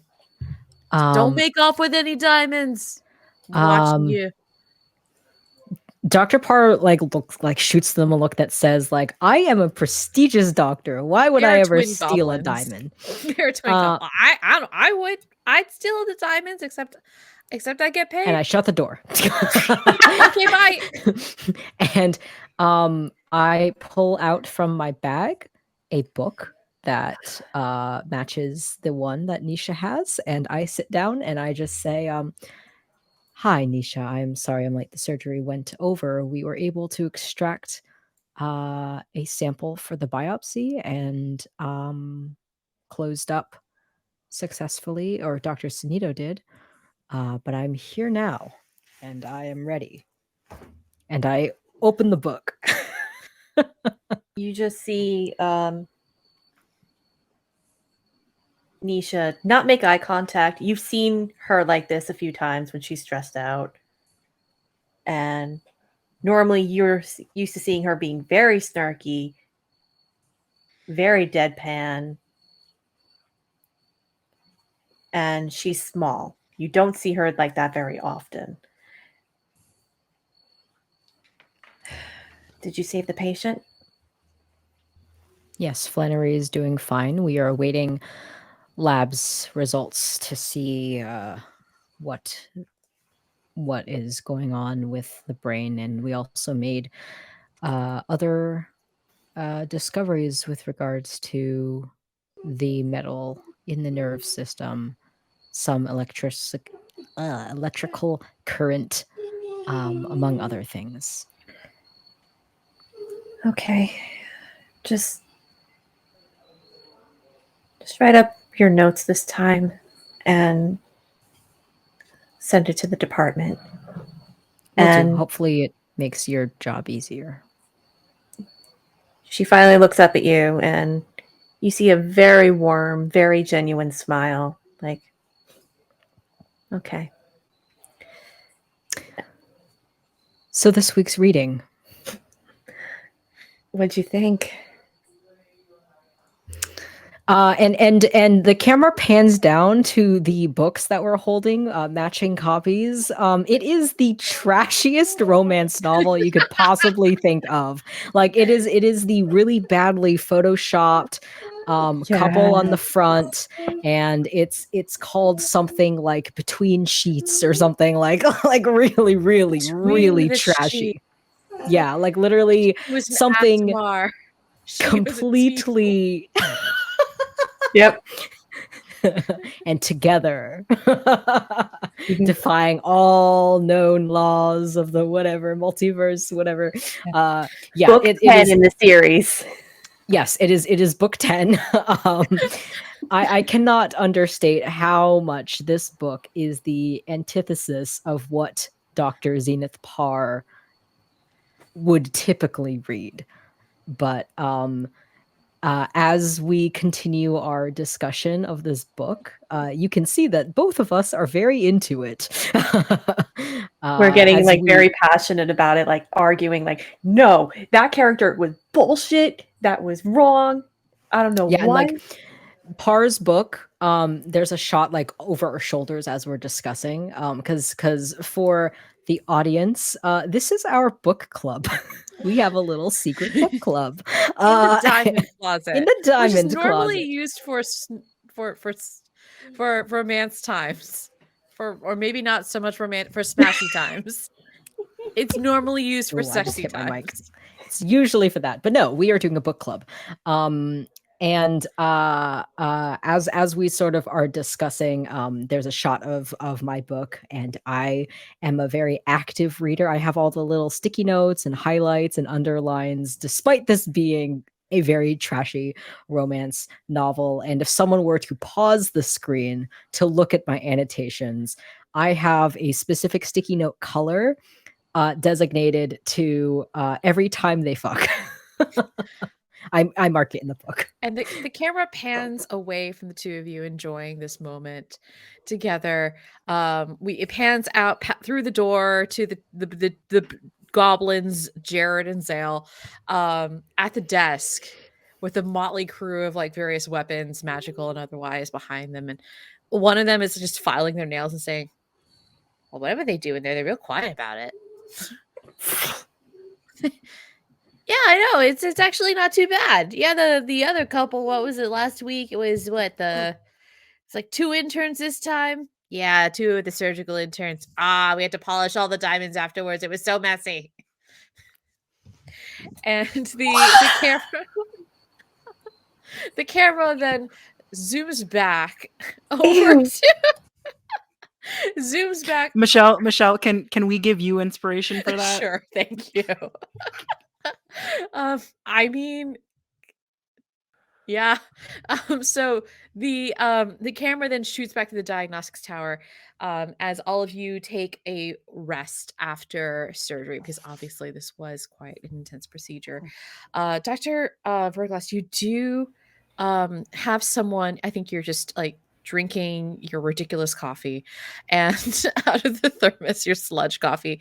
And you do see nurse Gronslari come over to you and say, excuse me, Dr. Verglas, I believe the head of pediatrics would like to speak to you on the speaker, the phone that we have up here at the tower. Yes, of course. Yep. I'll be right okay. there. Thank you. Right. So there is so you go over to the shared phone. It's the hospital line. It's interesting that she did not call you over your speaking stone, which is an interesting decision. And you pick up the it's basically just like a larger river stone, like a river rock, and you sort of pressed up to your head. There was actually used to be like in real life this like smartphone called the Pebble a while back, and that's no longer the case. Anyway, you hold this IRL Pebble in your hand and you put it up to your face, and you hear Dr. Elaine Shipshape say, "Hello? Oh, Rowan, is that you?" Hello, love. What can I do for you? And I'm like Gosh. whispering, like my voice is down. I'm get really shy and weird about people listening to me be nice and soft. She says, "Oh, honey, I just sent over a batch of cookies. I hope that you and your colleagues like them. I know it can get kind of lonely up there in the diagnostics tower." Oh, thank you so much. We Stormy actually just finished off the last of our donuts, and I think that this will be a really nice replacement. We just finished surgery, so I'm sure they're all hungry. Oh gosh. you. Okay. Yeah, of course. Setting that up with the next elevator. I think I just handed it to the elevator elf, and he's yeah. So something's come up, and I'm afraid I'm not going to be able to go with you to prom this weekend. Oh, yeah, of course. Is everything all right? I can't go into it. It's well, her voice gets lower, like more whispered. You know, I was married before, and well, something's come up, and I have to go see to something, and I will be. I made sure that everything, the apartment's okay. Pets are great. Everything should be fine. I made sure that it was a double batch of cookies, but I will get back to you as soon as possible. I'm so sorry. But you can text me on my speaking stone. But I do have to be out of the office for a couple of days. Sure. I don't know if I can get away, but do you need me there? Roll.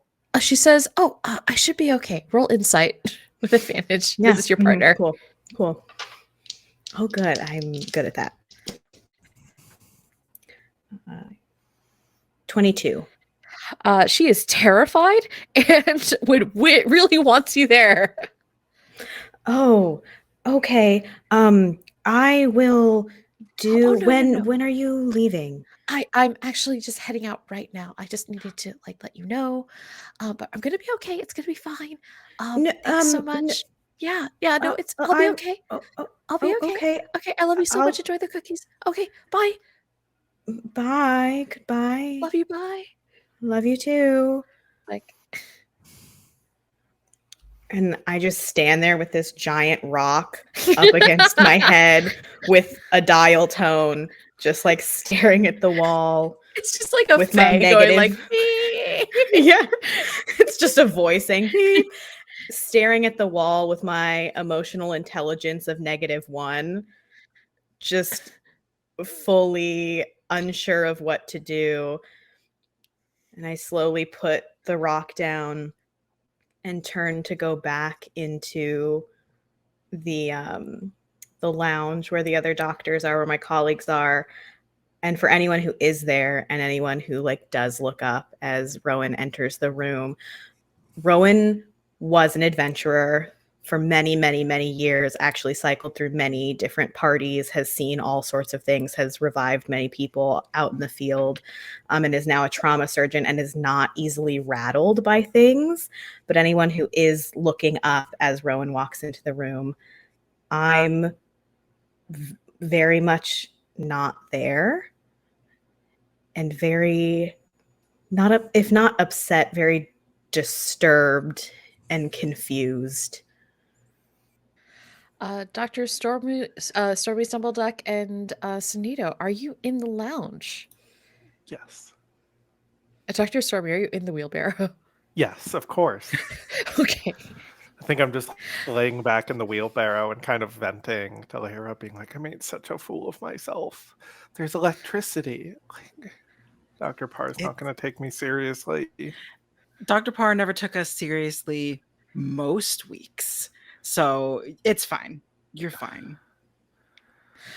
Do either of you mark Dr. Verglis coming in? Or are you still wrapped up in Flannery stuff?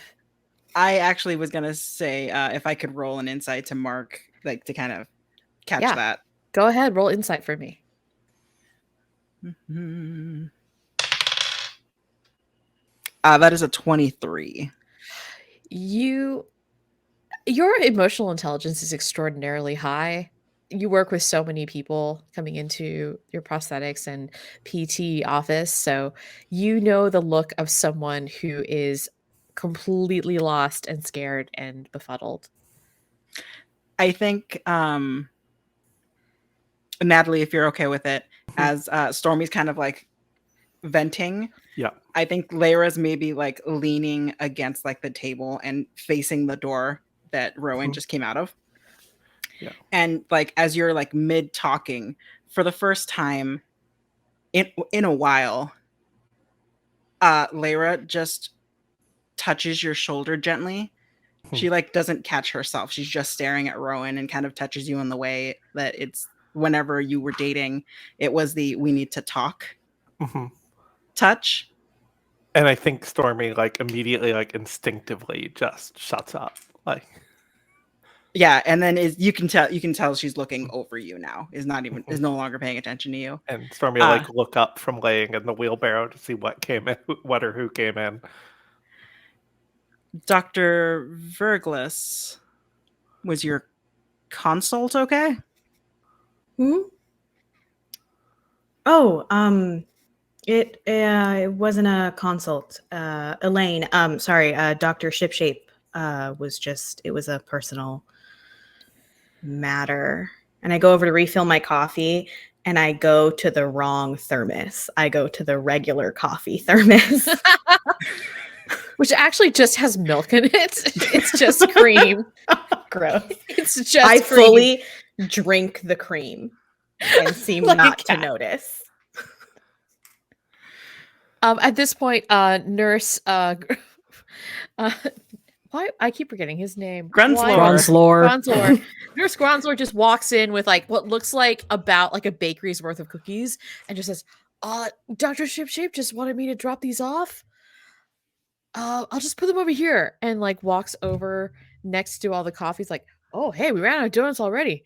And then she puts down the cookies and grabs a cookie and says, all right, you're all amazing. Love you. And just walks out. Heedless of all the tension in the room. And I think Stormy will immediately go up and inspect the cookies to see what kind of cookies there are. And it's just going to make small talk and be like, it's so cool that like you and your wife work together. And well, we're not married. oh, I thought you were. You've been together for. It's complicated. Oh, I'm I sorry. think. No, it's think? okay. You usually Yeah? know things.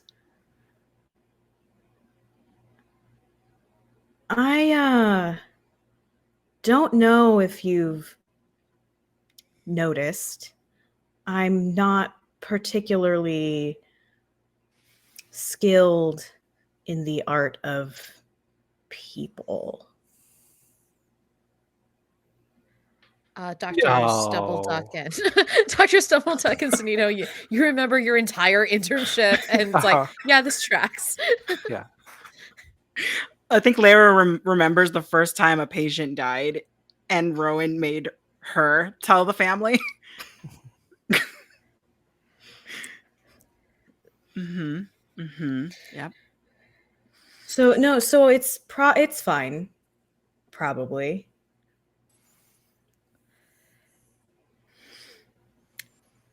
You, with all due respect, you're a better doctor than you are a fucking liar. I heard something similar like a century or so ago about being an adventurer, but the same sentiment was shared. Elaine has something to deal with, her prior marriage, and she seemed...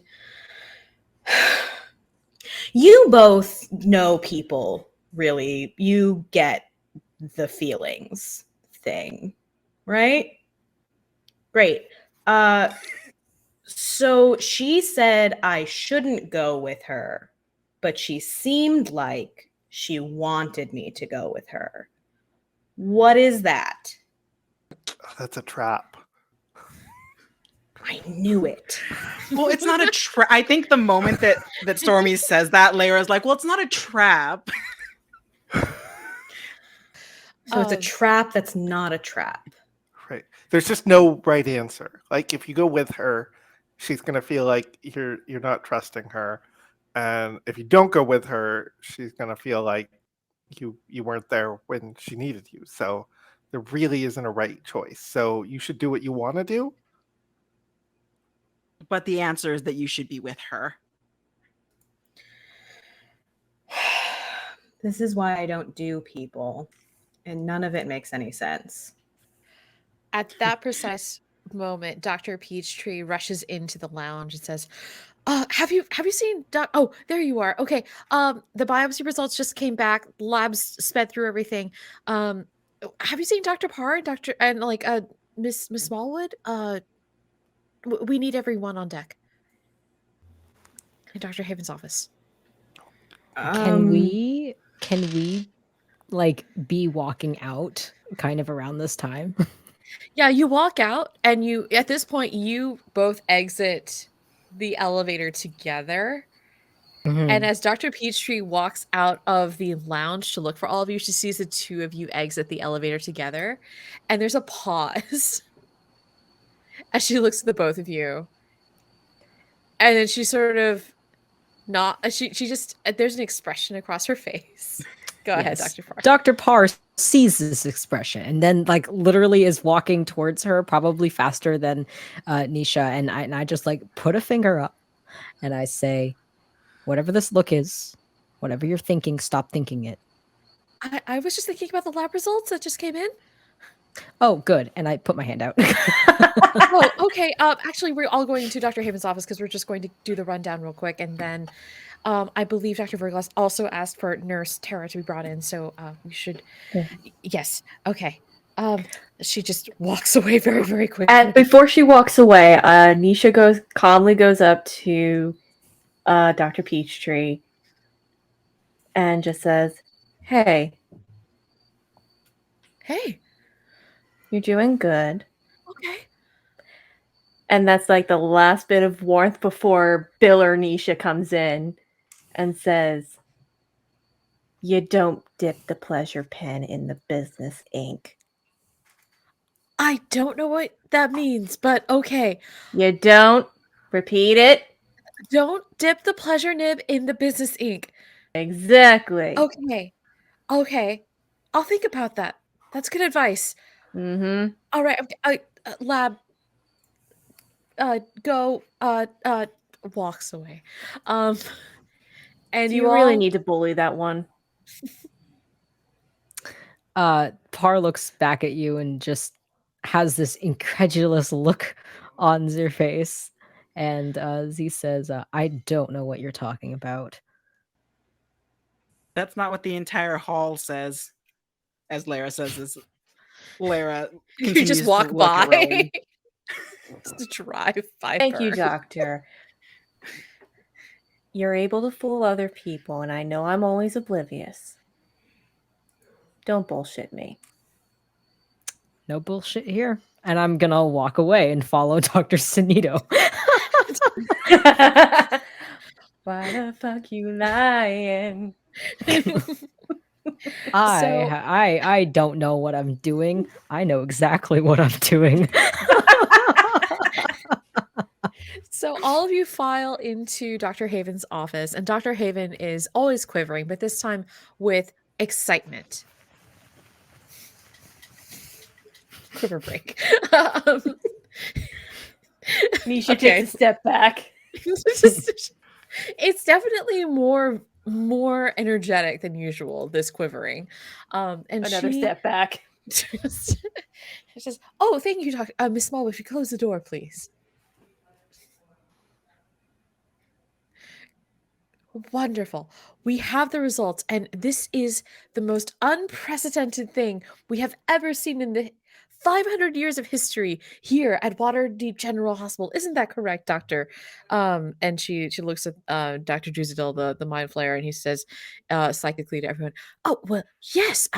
First of all, thank you so much for grabbing the biopsy this morning/afternoon. It was incredible work, and our lab teams were very intrigued by what they found. And it was once we knew what we were about, we could actually they managed to unravel this rather quickly. So looks like what we see here is," and then Dr. Heyman cuts in, "is some kind of layered curse. It is, and it may not necessarily start off that way, but this is currently what we're looking at. So several things that we realized.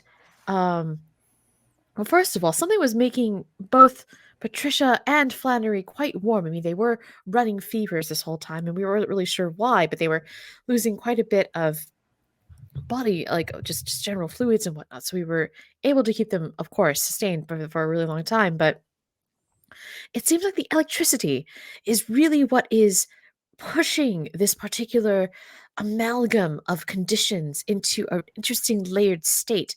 It's basically almost the bracket that is pushing all of these effects. So first, the warmth, it's heating up its host body temperature, um, basically making them sweat which is very interesting at a certain point. The second is there's a moment of artificery and transmutation, turning flesh into metal. And what is very interesting is that the Ren, looking at this and testing it upon another subject, it seemed as if the kind of body that was being produced was in fact more, how would you say? And then Dr. Haven says, well, it looks very conventionally attractive. I guess for a particular humanoid, like Patricia's leg looks like the leg. She's a 50-year-old woman, but it looks like the leg of a 20-year-old, but in bronze, which is interesting and very strange. And he says, yes, it is quite odd, and the electricity is fueling that as well as it's starting to transfigure various different layers of tissue. But what is also very intriguing is the strong essential oil smell that this is leaking. It's not just cinnamon, it looks like cloves, maybe.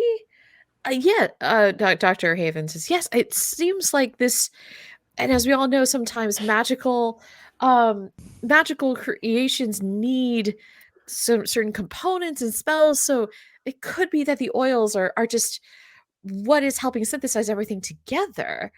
And anyway, so we're thinking this is probably some kind of, because it's a layered curse, it's going to need layered treatment.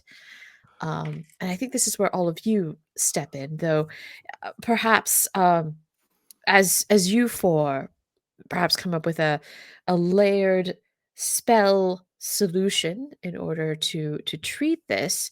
Actually, I was wondering if all of you would adjourn perhaps to the lounge to discuss possible remedies, but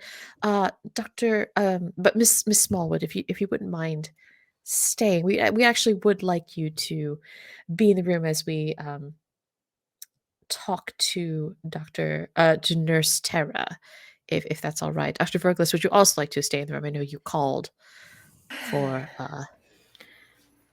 Yes, I would like to speak to Nurse Tara. right. Perfect. If But you'll the excuse me for 1 second. Nisha goes out of the office for a second, comes, you hear like some noise, and then comes back with Lucille and a frying pan. Okay, let's do this. all right, Doctors Parr, Stumbleduck, Sonito, if you'd like to perhaps start on figuring out a layered magical solution, we can certainly figure that out. Yes, Dr. Parr. Could I have a copy of the labs? Oh, of course. And they pass you a copy of the labs. And would you like multiple copies for each of you? Okay, multiple copies it is. Yes. Could I also see, do we happen to have a background history workup for Patricia? Yes, we do, right here. And pass that over. Perfect. Thank you. And Par stands sort of in the doorway and looks to the two of you, because Stumbleduck, you're staying here with Smallwood, or No, Verglas is staying with Smallwood, and Verglas, Stumbleduck okay. and Sonito are going with you. Gotcha. So then I look at Sneedo and Stumbleduck, and I just say, would the two of you like to join me in my office to look over this? Yeah. Okay. Your office does have actual Absolutely. seating. Yes, it does, which is why I want to go there. And without another word, Par will turn and walk out and expect the other two to just follow. All right. I think Lyra follows, but pulls out her personal sending stone and is going to text an intern that she was flirting with, who also happens to be in peds right now, and wants to get any information on if any of the doctors today were acting really weird. Okay, cool. We'll put a pin in that. I want that hot goss. We'll put a pin in that. Aren't you dating a gold dragonborn EMT? I am, but I don't know if she has deets and peds right now. Fair enough. She wouldn't have deets and peds. I think this is someone that like a decent lesbian that she maybe made out with, and now they're exes, but they're really, really close friends. Oh yeah, no, she knows the hot goss. Yeah. Yeah. Quick Cool. question above the table. Why are you interested in peds? Is there someone like Oh, because Dr. Verglas is dating Dr. Elaine Shipshape, who is the head of pediatrics.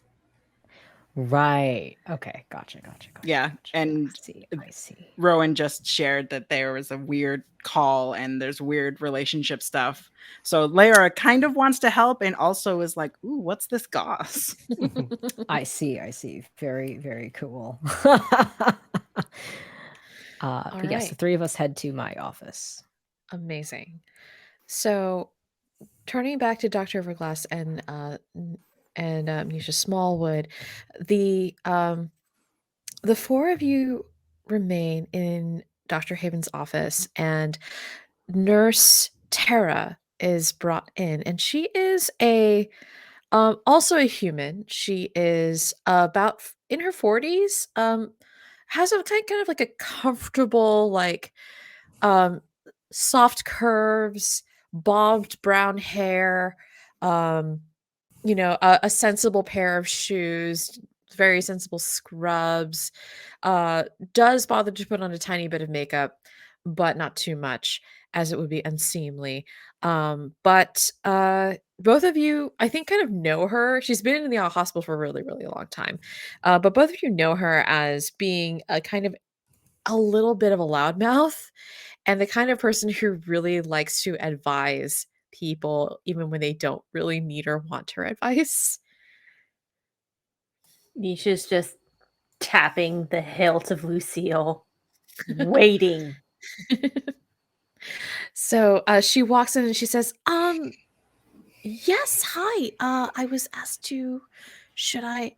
She looks at all the various bits of scattered things that you could feasibly sit on and says, hi. I'm here. Hello, doctors, Miss Smallwood. Um, and Dr. Hibbins says, if you could just close the door behind you, Nurse Tara, that would be fantastic. And she does so and takes a seat on a hay bale. And she looks up and says, well, how can I help you? Does she smell of cinnamon right now? Roll perception for me.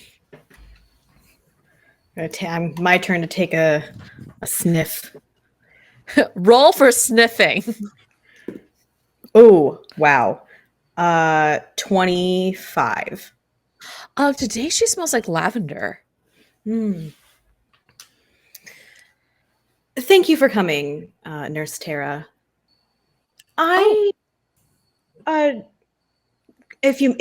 If I may, completely off topic, what is that scent you're wearing? This is just lavender. It's actually been shown to help calm nerves and to provide a sense of relaxation in, various people's. I just think, today, since I'm working in the ER, it'd be nice to have something that, calms people down as I'm trying to, do my work. And, I mean, if you like a bottle, I'd be more than happy to. Here, I've got I could give you this one for about 20% off. I've got it through my club. Yes. Do you happen to have any other scents? I'm not sure that lavender is particularly my fragrance of choice. Oh, sure. And out of nowhere, Hammer Space produces a teal briefcase and just opens it with there's rows and rows of bottles. She says, oh, yes. I mean, we have so many different options. It really depends.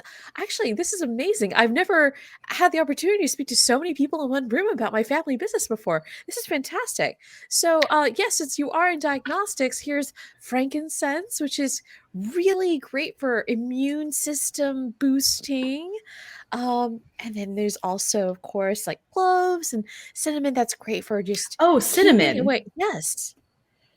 Might I see that for a moment? You said this was a family business as I take the Oh, vial yes. from This is her. a family business. And you see that the bottles she does hand you are not opened. So, is your business quite lucrative around Waterdeep? And I like Oh, set the vial behind me and sort of push it toward Dr. Haven. um, Dr. Haven does quiver forward and like leans over, and just before she's about to absorb it, Dr. Drusadil just like puts like a hand on her and is like, no, you're getting too far, you might absorb it. And she just backs up a little bit. And she's and Dorothy Tara says, "Oh, you mean, honestly, it's great to be my own boss. I think that, I would love to have a few more reports under me currently, but I'd say like my business is doing okay. Um, but are you talking about my business or the family business? Because I do like to think I work for myself, but family's family. Sure, either or both. You said you wanted people working under you. If I were interested in doing such, would there be a way for me to get any sort of paperwork on who else is involved in this sort of thing? Oh gosh. Well, I mean, there is there is this, I think we could to call it like, there's like there's this new network that was started by a couple of wizards a couple of years ago. It's like Visage Tome, and you could definitely join. Like, there's a group on there where you can speak to other people who are your upline. If you find out that way, yeah. Sure, but there's no way that I can, to borrow your phrase, have a more clear picture of what the upline is. Everyone's upline is like a snowflake. It's like different and beautiful and unique. I can tell you my whole family is involved, so I'm pretty sure that everyone eventually, does report to Terra, which is something we're very proud of. Nisha is like, the more she's hearing this, the more she's doing a death grip on Lucille. And at that point, she's going to cast Thaumaturgy. And that aura, the Biller aura that she uses to scare the shit out of very stubborn nobles, she's going just to say, all right,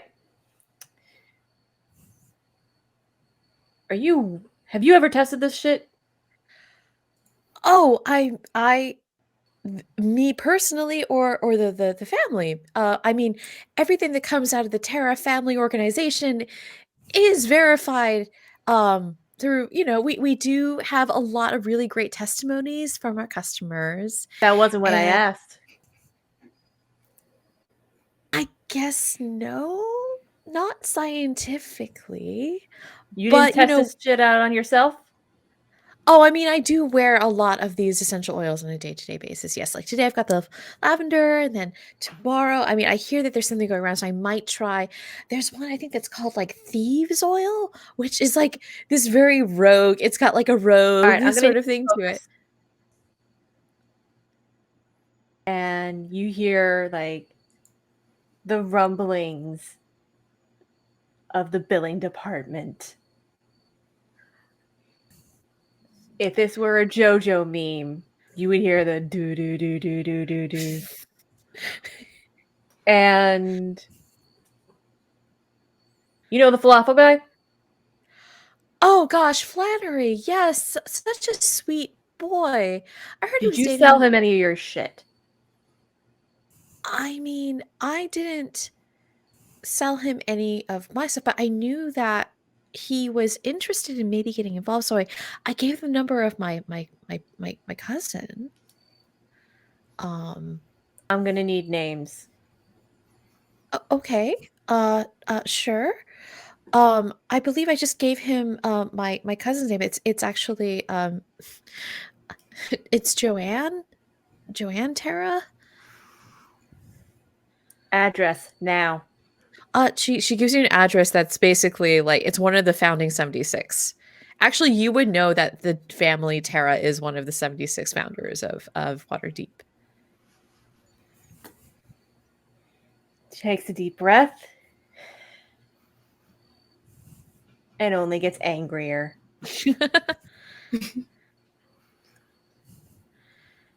Doesn't say anything for a second.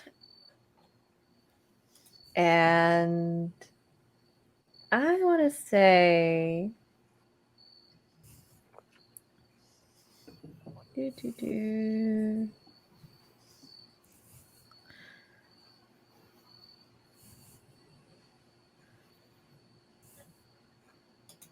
Thinks against casting a spell in front of her boss.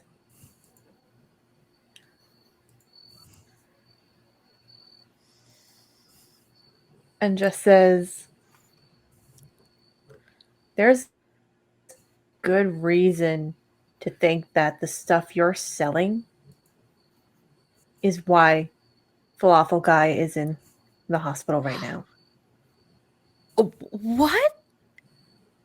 Don't look surprised. She tries to fail. She still looks very surprised. It looks like it looks like a bowling ball. Just two eyes and a Puts Lucille down, pulls out the frying pan. It's cast iron. Like taps it on her shoulder, like,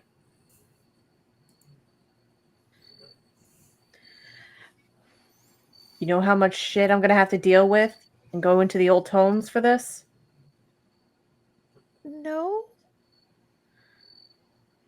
Good, because you're coming with me. Okay. Leave your shit here. You're coming with me, and you're gonna come with me to your cousin. So they can explain what the fuck you just did. I didn't do anything. I just sent him over to my cousin. She's at Blackstaff. She does like some wizard stuff. It's not And there it is. All right, let's go. all right. As you just like pick up your stuff and tromple out with with Dorothy Terra in tow, you just hear Dr. Haven just say like, all right, just make sure that you do get the paperwork in correctly. I'm sure, what am I saying? Of course you will. Take care, take care, Smallwood. Waves the frying pan, and as you hear off, you just see Nisha pull out the messaging stone and just say, "We got another one. Contact the tomes." All right. Yeah. The tomes are you basically the camera cuts away to like an old deep dark part of the billing department where an extraordinarily ancient wizard just sits up, dust cascading from his beard and various limbs as he goes over, picks up a really old book that is like covered in chains, unlocks it and takes it out, ready to start recording. And ready to like pass up the correct billing codes. Nisha nods her head. Old man. Yes. At your service, Miss Smallwood. In 500 years, we've never had to open this particular one. Well, considering I haven't bashed in a noble's head yet, so I think that's a good day. Oh, well, I don't know. I wouldn't say it's a good day for me. I love it when you do that. It's spicy. Aren't you a sweet talker? All right, so we got this person over here and pulls by the scruff, like, of the nurse. So, like, this over here, say hello to the old man. Hello, you just call me old man. Dorothy says, hello, old man. Good. And for the sake of brevity, Nisha explains the case. and says, we still got the coding for that? Right in here we do, but I think if you're going after the wizards of the Terra wizarding family, I think that you're going to need some of the bigger bows we've got. Oh, do you have Betsy? Oh, yes, I do. Oh, I'll get the man. Clydesdales saddled up. Oh, you know how to make me happy. You're such a sweet talker. And the both of us just have like that happy but evil grin. Oh, so evil. You want me to bring back something on the way back? There's like a good pastry shop in that part of town. Would love a croissant. All right. I'll bring that in. You, looking at Dorothy, say goodbye to the old man. Bye. All right, let's go. Grabs So, Betsy, yeah. and I imagine Lucille goes to about my natural waist. Betsy, on the other hand, Oh, yeah. That's why I get the Clydesdales. So, as you are armed with the seriousness that the entire billing department can give you, knowing what is on the table here, and knowing that they all dearly love ice cream and falafel, you take your Clydesdale, and you have a mule for Dorothy Terra. You begin your journey across town to confront the Terra family. Since we only have a bit left, I'm going to go ahead and try to hit a couple of keynotes before we end for the night. But we zoom back to the study where to Dr. Parr's office, where now Dr. Verglas has joined the other three of you, and you are now in the midst of trying to figure out the magical solution to this multi-layered problem. Before I headed down to Dr. Parr's office, I asked Dr. Haven to please test the vial of cinnamon essential oils that I had taken and never given back to Dorothy. Yeah. I mean, she left her entire thing there, so like, cool. Yeah, they're gonna test it. And then I impart what happened with the essential oils to my coworkers. And you do get the lab results back as you chat, and it seems like, well, not so much lab results as it is lab results, but also like just a cursory examination of the pamphlet that comes with all these oils. And it seems that this is the combination of like cloves and cinnamon. There's some like hot chili oil in there too, like something, with a bit of capsaicin in it to warm things up. So it seems like this particular blend might be part of what could be like the slimming oil solution. Why was I imagine that when Dr. Verglas joins us, the three of us have these whiteboards, and it's completely covered in notes and diagrams, and the three of us are just pouring over this, Just like spell coming. circles and Oh yeah. And I've shared my espresso machine with you two. To get yeah, some more the coffee. the cute wormling is like going around trying to like put latte art on all of your lattes. They all look like penises. It's adorable and incredibly awkward. Yes. And yeah, so that's how you find us, Rowan. Well, it seems we at least have a starting point of where this began with the Terra family essential oils business. Yeah. How did they manage to talk Finley into using essential oils?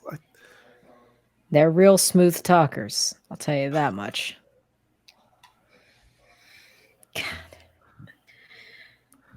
So, have you gotten anywhere on how to begin unraveling it? It seems like, well, if it's a blend and we already know that it's multi-layered, that could be a piece of it.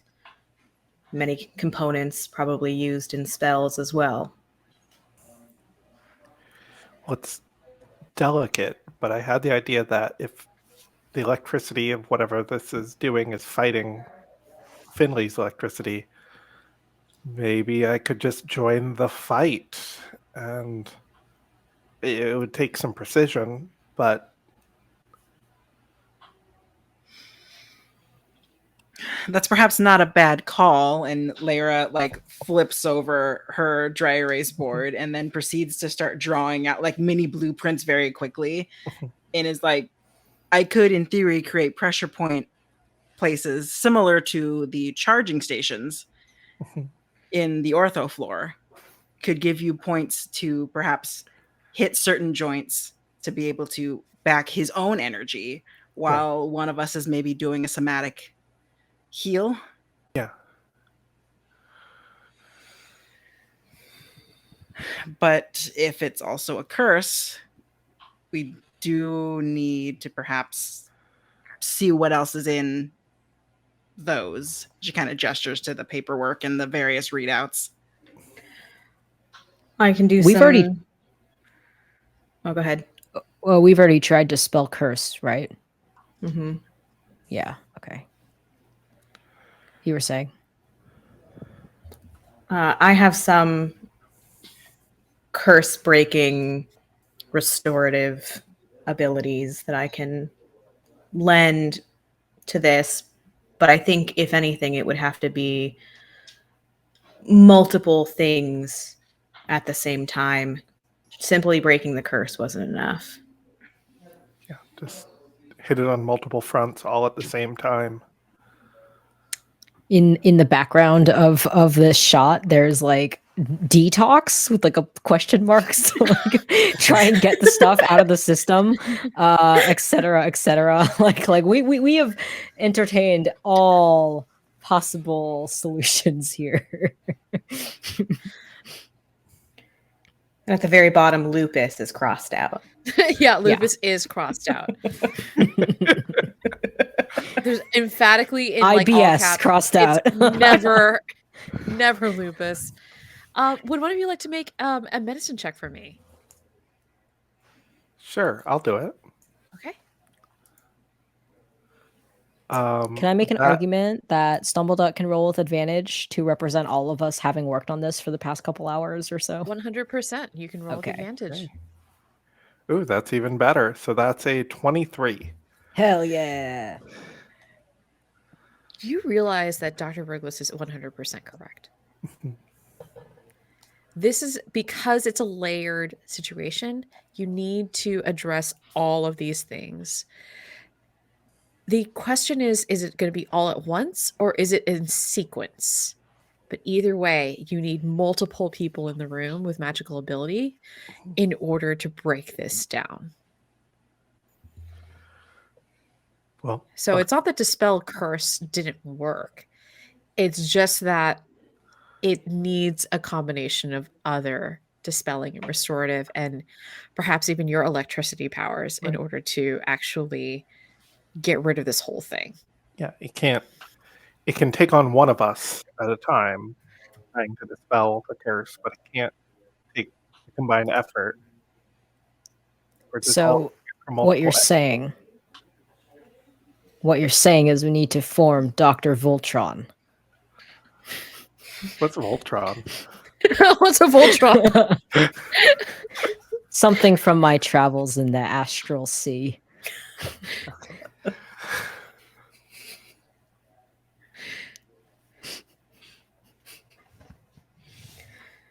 And as you make this realization, I wrote a paper on it 2 years ago.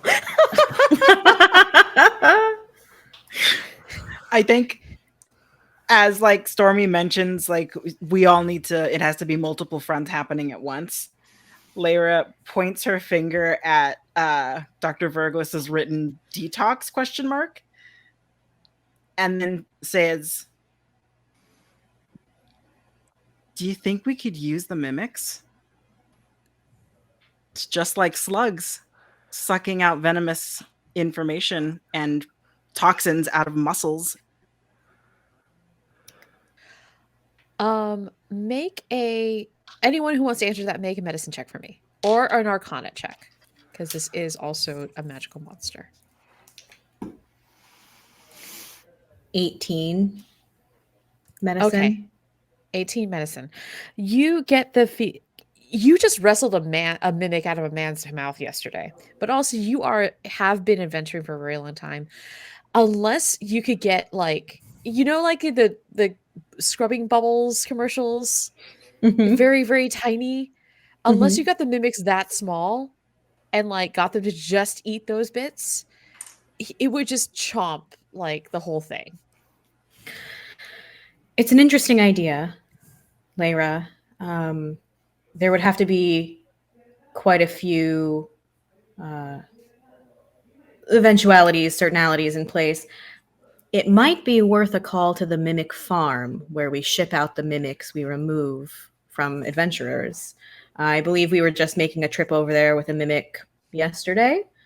I could have somebody reach out to them.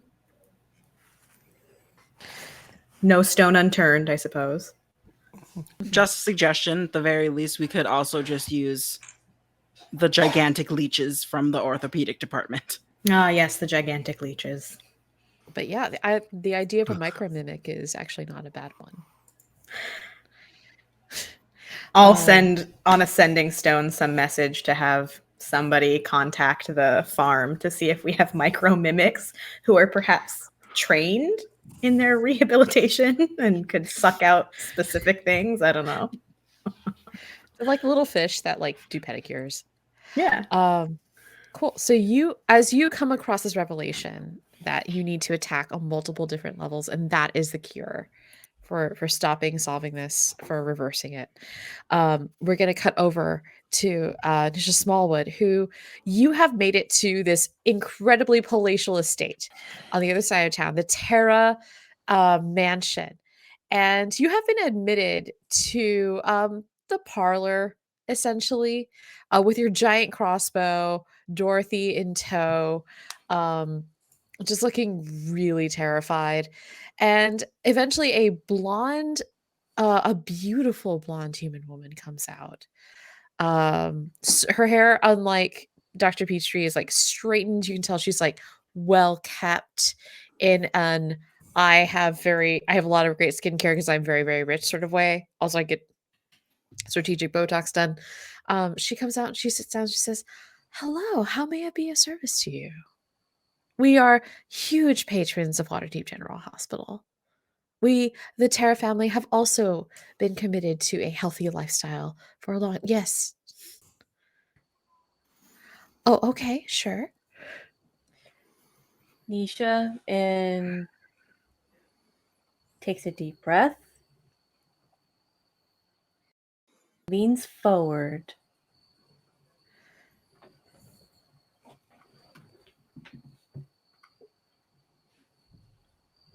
Lady Terra, Yes. you're aware of the cases that we've been getting in the last couple of days, correct? No. Nisha looks to Dorothy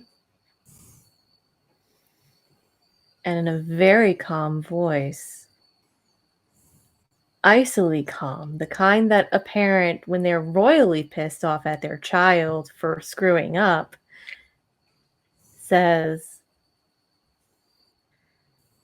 "We have very good reason to believe your products are hurting a lot of good people."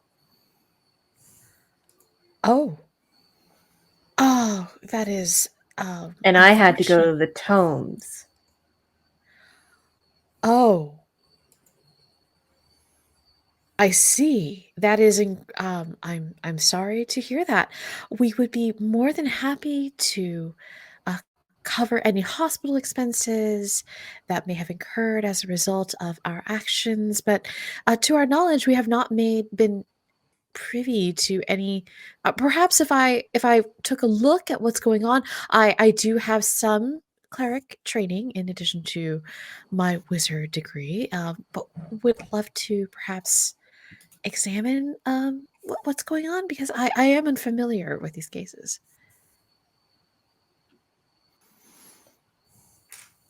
In case if you haven't realized, there's been quite a few people getting sick using your products. Dorothy over here has told me that you don't test this stuff on yourselves. Oh, that's Is not that true. correct? That's not entirely true, Dorothy. Oh, Dorothy, you're very silly.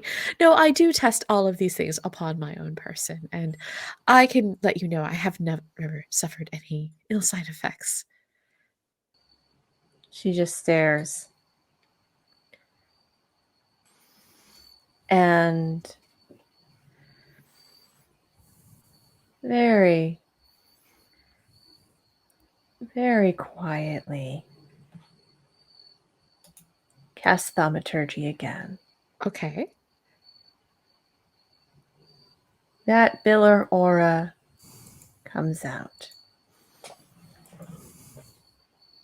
Now tell me why I should believe that. And you have less than 20 seconds to explain to me why one of your products nearly killed 2 innocent people and potentially will be getting more patients, which means I have to bill that out. There's only so much that we can do. And so many of the nobles that I have to visit personally or send to the clearinghouse. Now tell me, and I want you to be as concise as possible. Lie to me, and old Betsy here will give you a good reason not to. She looks at you with utter calm in her eyes, her blue eyes, and says, "My dear woman, it pains me to hear that there have been unfortunate cases that are possibly related to our products, and if there is anything I can assist with, I would be more than happy to give that assistance. But I must tell you, none of the people that we have worked on and have issued this new range of products, including myself, would say that we are sorry for the experience." And she looks at you and smiles. Does Roll Nisha me believe ins- that? Roll me insight. Ooh. Let's see. 20. Dirty 20. She believes that she is telling you the truth. This is the truth as she knows it. But if you want to roll me perception, Yes, I will.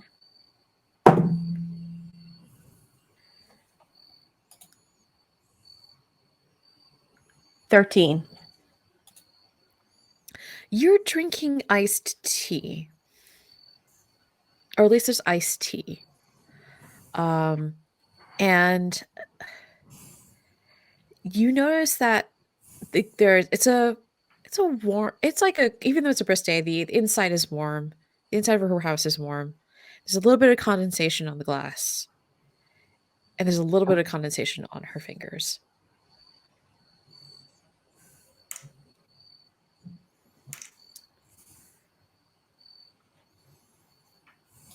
Now, Nisha works in admin, Mm-hmm.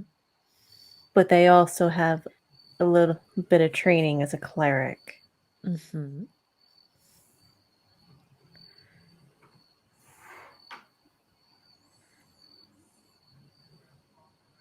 You get the feeling that it might not be a bad idea to bring her in.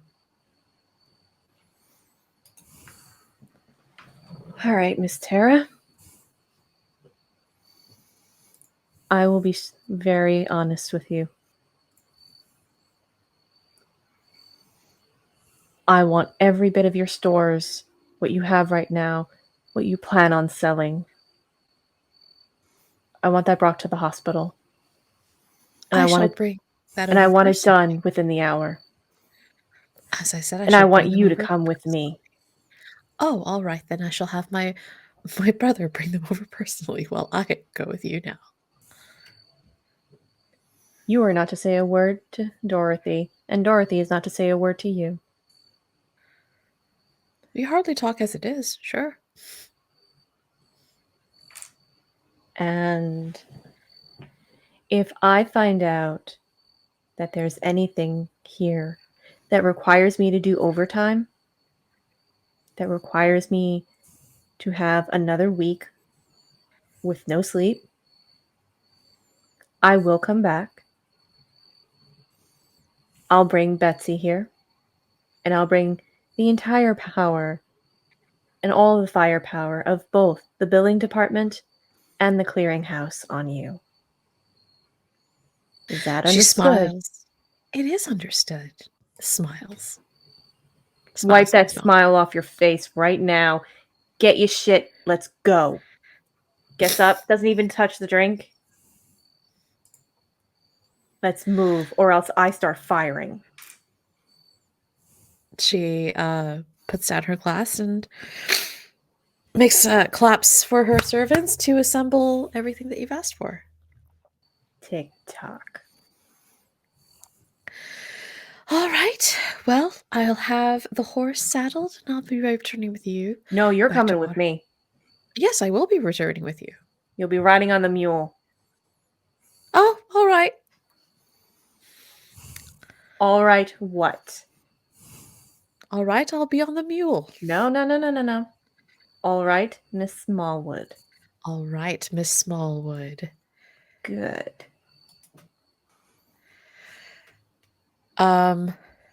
We cut over to the hospital, and as you are all making this revelation, the just a couple of things. There are one Nurse Gronzlar comes back in and says, Dr. Stumbleduck, Flannery's up. He's awake. He wants to talk to you. Okay, yeah, absolutely. I'm gonna go. Okay. And he rushed to his bedside and he's just opening his eyes blearily. The bandage is artfully arranged around his horns. And he looks at you and says, Stormy, I thought I'd never see you again. I thought I'd die. Oh, you're so beautiful. You're all up on like a step stool. Uh-huh. You're so Yeah. beautiful. I wanted to ask, will you go to the prom with me?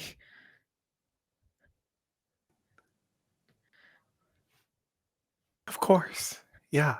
But I think Stormy does hesitate for a second. I'm so happy, and I just want to look my best, you know. I just want to look my best for you. Yeah, we're gonna get this taken care of. Yeah. We've got a plan. Okay. He loses his Irish accent for some reason, which I had last episode. And Lyra, you hear this from the hallway. Oh yeah, I think it's like sad dramatic anime. Lyra's like leaning against the wall looking sad outside of his room. Who? While this is happening, Dr. Verglas, the elevator doors open, and you see that the elevator bard is standing there with what looks like a little carrier in his hands, and he says, Dr. Verglas, this was for you." All right. From whom? As I take Uh, the carrier. I didn't say. I think there's a note on it. I read the note. Okay, the note is from your partner, Dr. Elaine Shipshape. It reads, "Dearest, my dearest, I am so sorry to have left you in this state. I do not know how long I will be away. And at the same time, Lyra, you get a ping on your phone, on your speaking stone, and you get an account of like, yeah, Dr. Elaine was in and she was dressed in like adventuring gear. And she had like an axe and like some crossbows. And I mean, turns out she's actually got kind of a ranger situation. So like she's heading out. But yeah, she put, you know, she put one of the other doctors in charge for now, like indefinitely. We're not really sure what's going on, but she did take a couple of med kits and she did take a bunch of the vitamins meant for kids.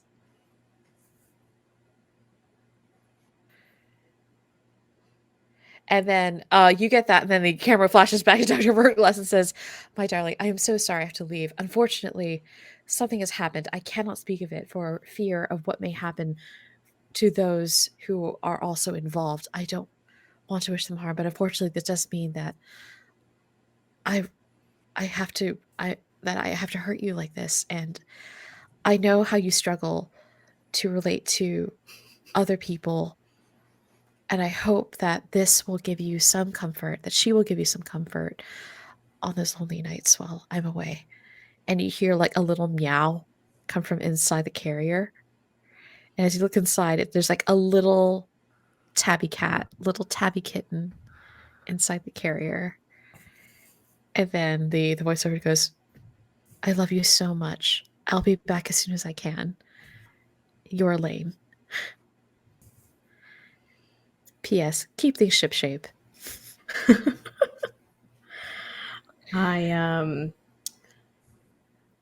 There has been fully nothing on my face reading the note. And I look up at the elevator bard. Thank you. And turn on my heel and start to walk away. And the moment my back is to them, I just like crumble and reach in and take the little kitten out and like put it on my shoulder as I walk. I don't even know where, just to walk. And the camera zooms out from this scene, and we see this little caravan of Nisha Smallwood and Joanne Terra as they near the diagnostics tower, as they near Waterdeep General Hospital. You see as they get closer, the camera cuts over to the growth on Flannery's arm as it just increases by just a little bit the closer that Joanne gets to the hospital. And that is where we're going to leave it for this week's episode of Waterdeep Anatomy. I've been your GM, Michelle Rapp, and it has been an honor to bring the second episode to life with such an amazing cast. You can find me ranting about Magic the Gathering as well as D&D and other shenanigans on Twitter at Kilnfiend Potter. I'm also an artist, so you can see a lot of my ceramics work on Kilnfiend Pottery at Instagram. And yeah, I'm gonna make that sweet and short, and gonna toss it over. Let's go to Samara. Where can we find you? Hi, you can find me at The Singing Sam on Twitter, or you can find me Tuesdays playing another TTRPG at Another Bad Side Quest. Tuesdays at, oh my gosh, when do we start? At 6:30 Pacific Standard Time, or Wednesdays at the Unlucky Rollers podcast, Tuesdays at 5:30 Pacific Standard Time. Beautiful. Next is Minnie. What's up, Minnie? What's up? My name is Minnie Saucedo. You can find me at the Stalwart Ursa on Twitter and Instagram. Similarly, I am also yelling about Magic the Gathering and D&D and various nerd goodness.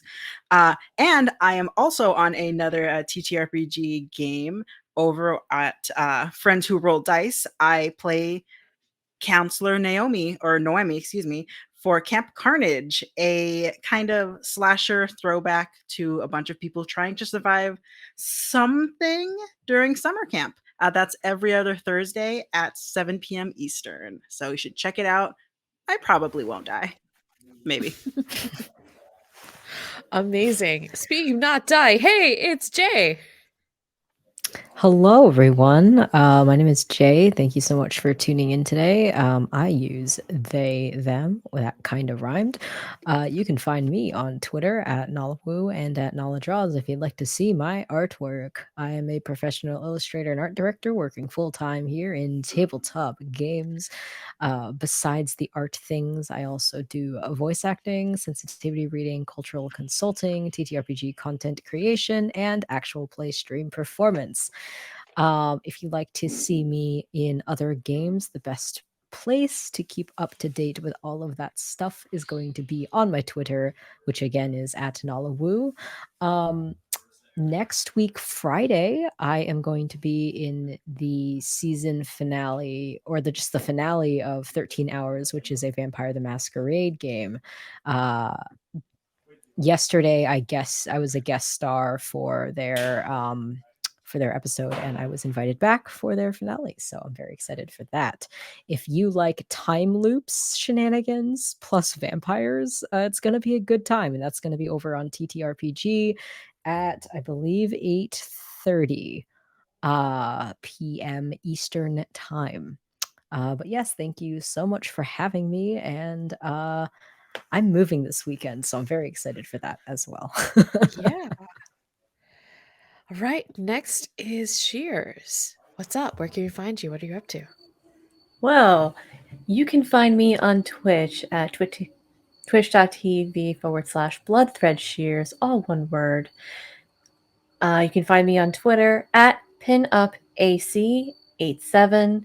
Could never get the full handle for my handle, but who am I to ramble on about medical billing? Well, I am a medical biller, and I'm also a crafter where I am working on creating the Sophie dress from Howl's Moving Castle. I do a lot of sewing. I do a lot of crafting, gaming when my laptop allows me to. And yeah, you can find me mostly on Twitter where I shitpost. I am taking a little step back from social media at the moment just to focus on some other projects. But yeah. Amazing. Last but not least, hi, Natalie. Hi there. I'm a professional game master. You can book with me over at Charm Person Games. We'll run games for your parties, corporate events, bat mitzvahs, or funerals. I am also the author of Sapphic Space Pirates. It's a queer, GM-less, dice-less tabletop role-playing game about lesbians in space. In space. Oh gosh. And thank you all so much for tuning in, for listening, for watching our fun little drama. We will be back next week, same bat time, same bat channel, to do the final episode of Waterdeep Anatomy. What's gonna happen? Where did Lane go? What's up with Joanne? Are Dr. Stormy and Dr. Sunita going to get together, or is it going to be not that kind of thing? What is Par ever going to get Cirrus to make a good latte foam art? We shall see. Many things are on the line, and we'll have to find out how they all roll, how they all end up as we surge into the final chapter. With that, stay tuned. We are going to be rating Lost Caravan RPG. They're going to be playing another game of D&D 5e. So stick around, stay tuned, and have a wonderful weekend, everyone. Thank you so much again to Girls Run These Worlds, and we will see you next week. Bye.